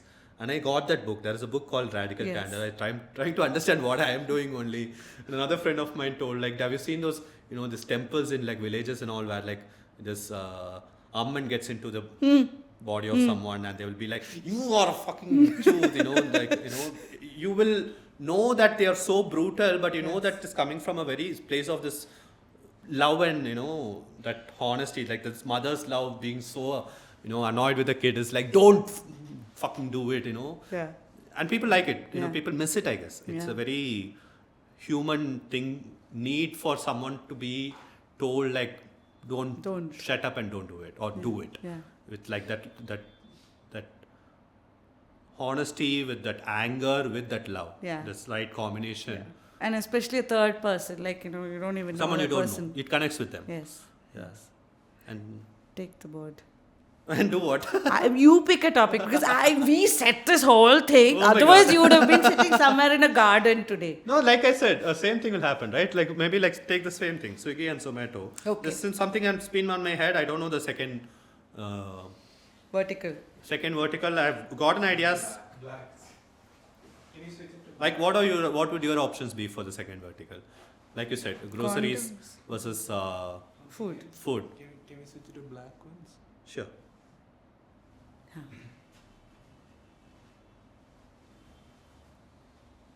Once you get that food grocery is technically Blinkit, right? Huh. Uh. Blinkit. Now just Where did Blinkit come? oh sorry, Blinkit is Zomato, right? No. Okay. You put Blinkit is Swiggy. Zomato for groceries. Yeah, I mean the same company. So yeah, technically Blinkit is Zomato. Oh, okay. So it's basically Instamart versus Oh, okay. Blinkit and Okay. Swiggy versus Zomato. Okay. And I don't know. Now from this point, it's all going to be shitting on both these things, right? And to start with, I want to see you firstly, shit. food for Zomato, I actually don't know. I have never ordered.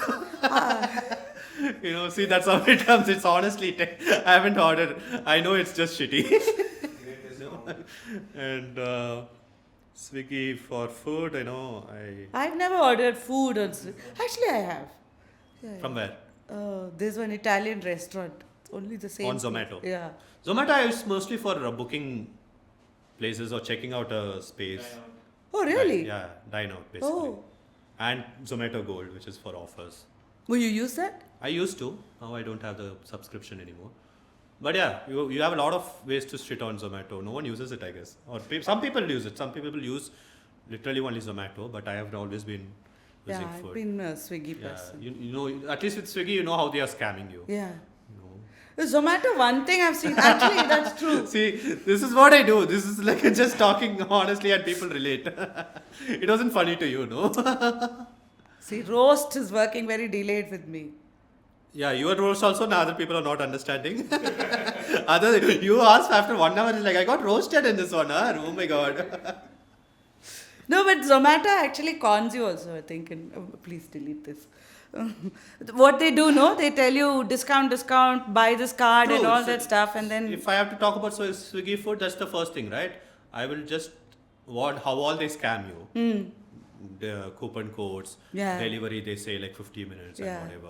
and whatever. So and like I said, once we get this food and grocery, which is the vertical, second superimposing vertical, this filling this four things is kind of easy. It's just dedicated work of figuring out what all I want to talk about, just have punchlines for it, or roast them in different ways, whatever. will you do this? Not now, but someday will you do this? Yeah, now I got the idea. I will do We'll it. do I'll this? credit you guys as Thank you. That'd be super cool. And maybe like that time you can put this reel and say like we Ade we poda. gave it. No, I thought it would help you guys, no? No, I But would look again, forward like I to it. said, the food and grocery, and probably the driving point I would go is how they are exploiting, workers.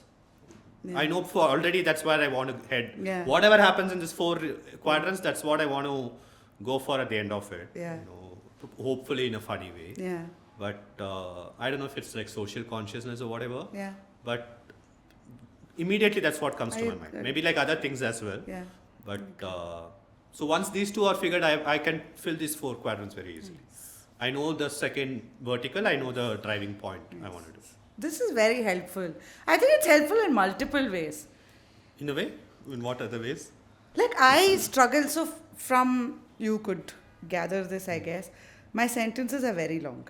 Oh. Being crisp is not one of my strengths. And so for me, this structure, I like structures. Structure I love gives me- structure. I'm a mathematician by heart. So I always strive to find a structure that works for me, because then I know it's repeatable, and then I can repeat this and move to another structure to create something else. So this really helps in telling a story, keeping it down to like 2 minutes or 3 minutes. See, it's such a challenging thing in this social media to keep everything in 30 seconds, 1 minute. Mm. For someone like me, it's even more difficult. Yeah, I think for me also this quadrant came at the right time, I guess. It came, I like structure. I am a mathematician. I studied math, and my father is a gold medalist in math. And he's like, I don't know if it's coming from him. I always liked math. That's why I studied at TCS, the theoretical computer science, called math with computer science. And this last 2-3 years, I've been a teacher, trainer for kids. So that teacher mode comes. You teach maths, is it? Not maths, computer science basically. Okay. So, right now I'm coaching, I'm a trainer basically, I'm a tech trainer for Swiggy. Oh, yeah. Yeah, you told me so that. for that program called ASD Bootcamp, I do bootcamp coachings, which is something I do as a consultant. So that I've been doing for 2-3 years. I think like the teacher mode comes from there, and like you said, filling punchline comes from your 8-9 years of stand-up. Yeah. So I think like everything fell They in place. connect, yeah. And Instagram with the increasing that time to 1.5 minutes is actually now that with 3 minutes I'm able to play around so much. Wow. Like until it was 2-3 months back, until it was 90 seconds, it was more difficult. Yeah. Now with 3 minutes, so much scope. And I think that's happening. What I'm noticing is a lot of my friends, a lot of comedians are now going viral, who are all like long format storytellers who are not able to put out their stuff as reels and stuff. One friend of mine, Anand Ratnam, if you know, is also a very funny guy. We tour a lot together. A lot of his reels are now going viral because people are embracing this longer 2 minutes, 3 minute stories. Nice. Where it used to be like 2, 3, 4, 5 years back, we used to think like, dude, we can't compete with these kids who are like putting out like stuff for 10 seconds, like one jing, jing, jing, Yeah. whatever. We don't want to do it. Yeah. I'm not that. Yeah. We are not that. Yeah. What do you even, you can't even have the act one in that 10 seconds. True. People were competing left, right and center, but the pendulum always oscillates, right? Now it's coming back. That's why these things are working now. Probably like there was no way to do this probably like 4-5 years back. True. Even if I had the idea. True. Probably on YouTube it might have worked. Yeah. But YouTube now it's not working. Yeah. Like all these reels, like somehow I don't know, it's the algorithm. Yeah, it's more Insta. You can't help the algorithm and all. All you can do is like keep putting out stuff that you like and people find interesting. I think someday someone will start finding it interesting and it like explodes like crazy.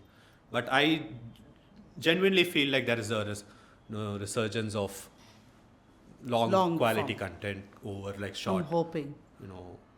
Yeah, definitely it is happening. I can see it happening. How even like you said, 14-15 years, the younger generation is going to be bored of this. Yeah. 30-second reels, dance, and all this. Whatever. I don't know what they do.